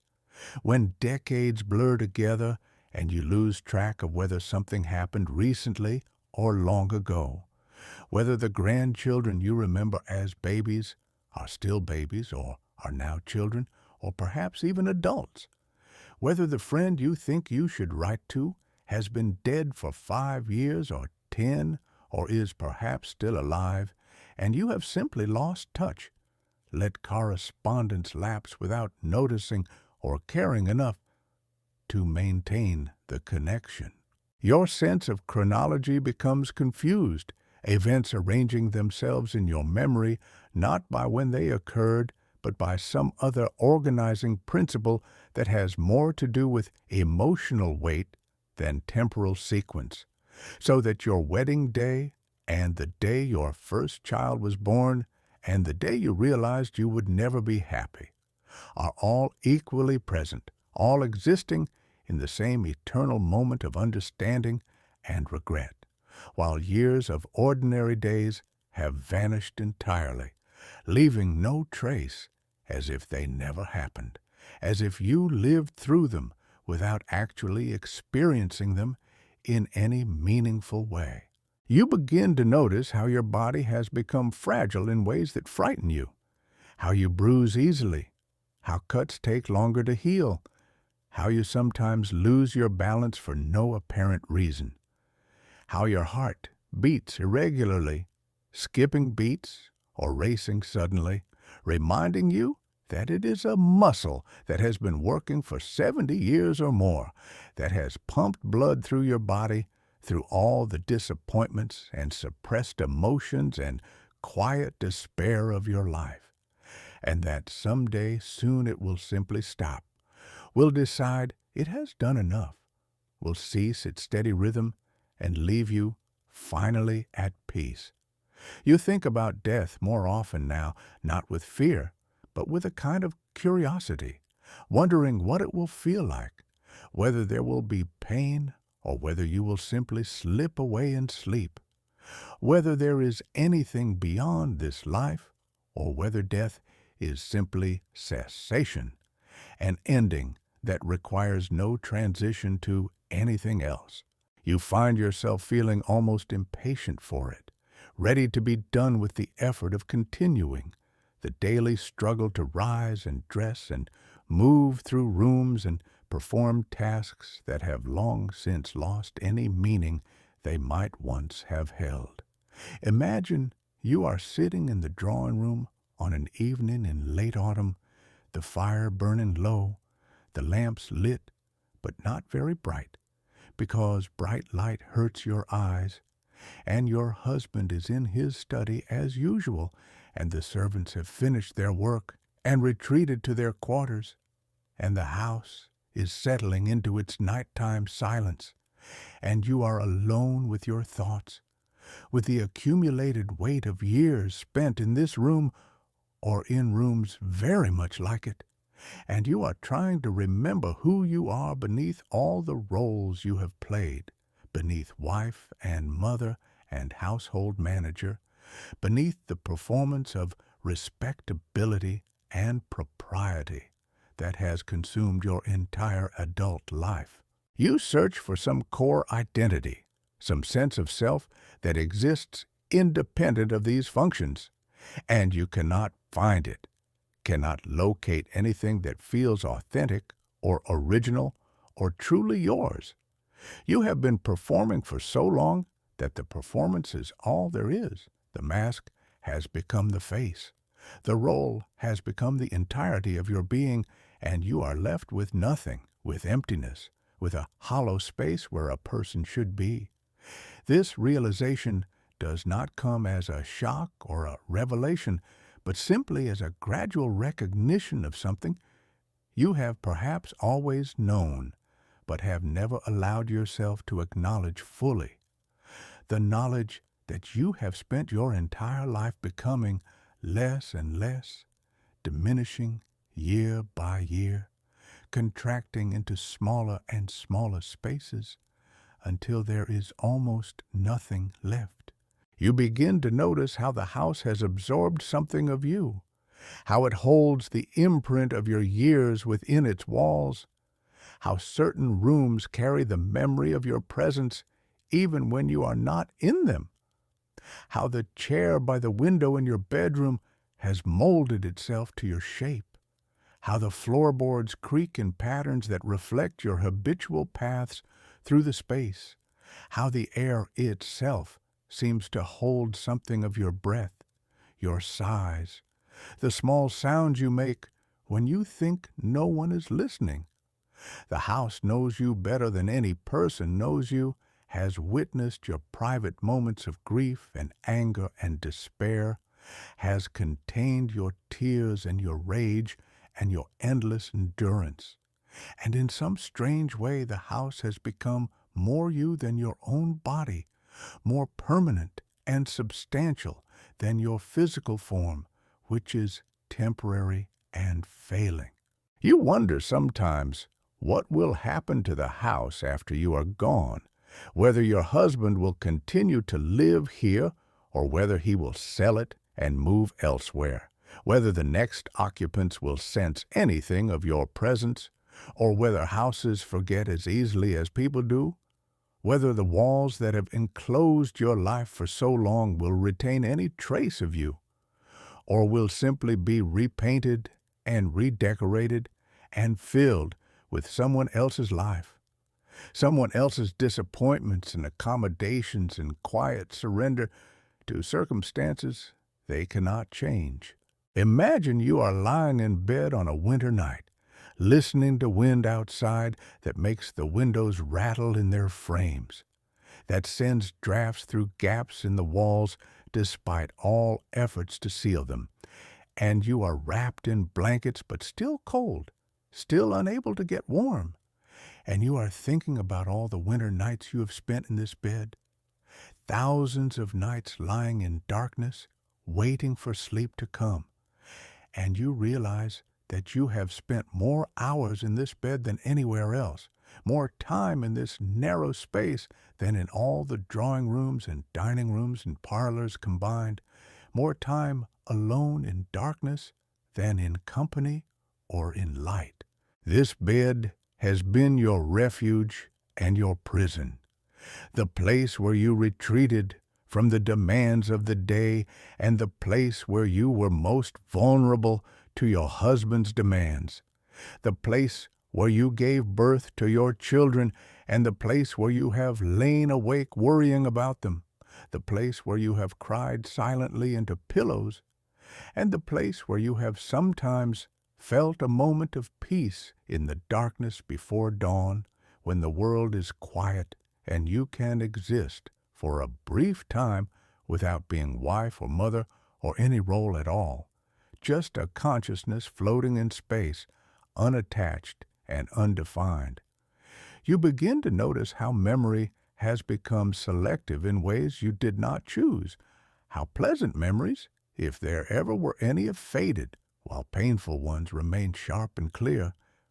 how your mind returns again and again to moments of humiliation or disappointment or loss, circling them endlessly like a moth around a flame, unable to let them go, unable to move past them into anything resembling acceptance or peace. You remember harsh words your husband spoke decades ago. You remember the look on your mother's face when you tried to tell her you were unhappy, and she dismissed your concerns. You remember the feeling of your children pulling away from you as they grew, needing you less, becoming strangers who happened to share your blood, but who did not really know you, and whom you did not really know. These memories play in loops, returning unbidden during the empty hours of your days, and you have no defense against them, no way to silence or redirect your thoughts, no mental discipline that can prevent the past from invading the present and making both equally painful. Imagine you are experiencing now the particular loneliness of widowhood, your husband having died finally, his heart giving out one morning while he was reading the newspaper, and you found yourself feeling nothing in particular, no grief or relief or sadness, only a kind of numbness, a sense that something had ended, but that the ending changed very little because he had been absent from your life in all meaningful ways for so long that his physical absence was not very different from his emotional absence. The funeral was attended by business associates and distant relatives, and you stood in black clothing, receiving condolences and saying the appropriate things, playing the role of grieving widow because that was what was expected, and afterward you returned to the house that was now legally yours, that you could finally own in your own name, and you discovered that ownership meant nothing, that the house was still the same house and you were still the same person, and having legal rights to property you had lived in for 50 years did not change anything about your daily existence or your sense of who you were. You still rose at the same time and dressed in the same way and moved through the same rooms performing the same tasks, only now there was no one to perform them for, no reason to maintain schedules or appearances, no purpose beyond simple habit and the fact that you did not know how else to structure your days. You begin to notice how widowhood brings a freedom that arrives too late, that comes when you are too old and too tired and too habituated to constraint to make use of it, when the energy you might have had to travel or pursue interests or build new connections has been long since depleted, when all you want is to sit in your chair by the window and watch the light change and wait for whatever comes next. You have money now, your husband's estate settled and providing you with income, but you have no desire to spend it on anything, no unfulfilled wishes that money could satisfy, no dreams deferred that you now have the means to pursue. The irony is not lost on you that you spent your entire married life without financial autonomy,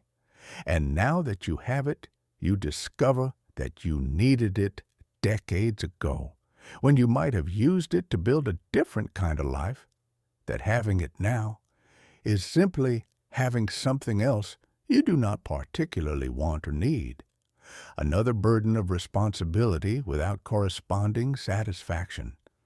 Imagine you are moving through your final years now, growing smaller and more frail,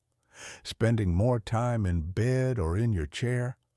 requiring assistance with tasks you once performed easily, becoming dependent on servants in ways that reverse the relationship you had with them throughout your life, becoming more like a child who needs care than an employer who directs work. You notice how the servants treat you with a mixture of patience and impatience, how they help you dress and eat and move from room to room, but with an efficiency that suggests they are performing tasks rather than caring for a person, that you have become to them what your husband was to you, a function to be fulfilled rather than an individual to be engaged with. You do not blame them for this. Understand that you trained them yourself to maintain distance and formality, that the relationship you established when you had authority is now simply continuing in altered circumstances, that you are reaping what you sowed, experiencing the same lack of genuine connection that you imposed on others when positions were reversed. You begin to notice how the boundaries between waking and sleeping have become blurred, how you drift in and out of consciousness without clear transitions, how dreams and memories and present reality intermingle until you're not certain which is which, whether the people you are speaking to are actually present or are memories or are perhaps already dead, and you are the one who is dead, and this is some kind of afterlife that looks exactly like your bedroom with its faded wallpaper and heavy curtains and the particular quality of light that filters through on overcast days. You see your mother sometimes sitting in the chair by the window, looking at you with an expression you cannot read, and you want to ask her, if she was as unhappy as you have been, if her life felt as empty and constrained as yours has felt.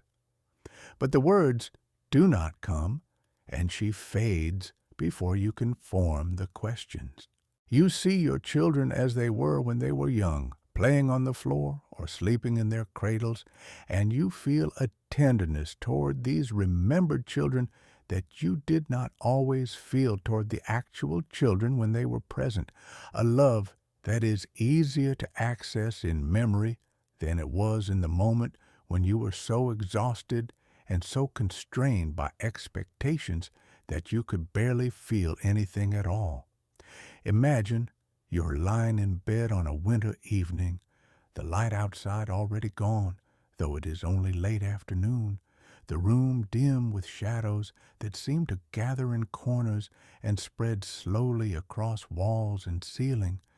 and you are thinking about nothing in particular, your mind quiet, your body still, and you realize that you are not uncomfortable, that there is a kind of peace in this moment, not happiness certainly, but an absence of struggle, a letting go of the need to be anything or do anything or maintain any pretense of purpose or meaning. You are simply here, breathing slowly, existing in the space between one moment and the next. And there is something almost restful about this, about the release from expectation and obligation, about the freedom that comes not from gaining rights or autonomy, but from reaching a point where nothing is required of you anymore because you have done everything that was ever going to be demanded, and now there is nothing left but waiting. The house is quiet around you, darker now, the fire burned down to embers that give only faint light, and you close your eyes and let the darkness settle over you like a blanket, heavy and soft, and you think that perhaps sleep is coming, or perhaps something else, and either way you are ready. You have been ready for a very long time, and the waiting itself has become its own kind of existence, suspended and still, neither ending nor continuing, but simply being here in this room that has contained your whole life. These walls that know you better than anyone ever has, this space that will remain after you are gone, holding nothing of you except perhaps a slight impression in the cushion of your favorite chair, a faint scent in fabric, a memory in wood and plaster that will fade as gradually as you yourself have faded, until there is nothing left, until even the house forgets, until all of it, the life and the struggle and the slow erosion of everything you were or might have been, dissolves into the same silence that has been waiting all along, patient and complete and finally merciful in its absolute indifference.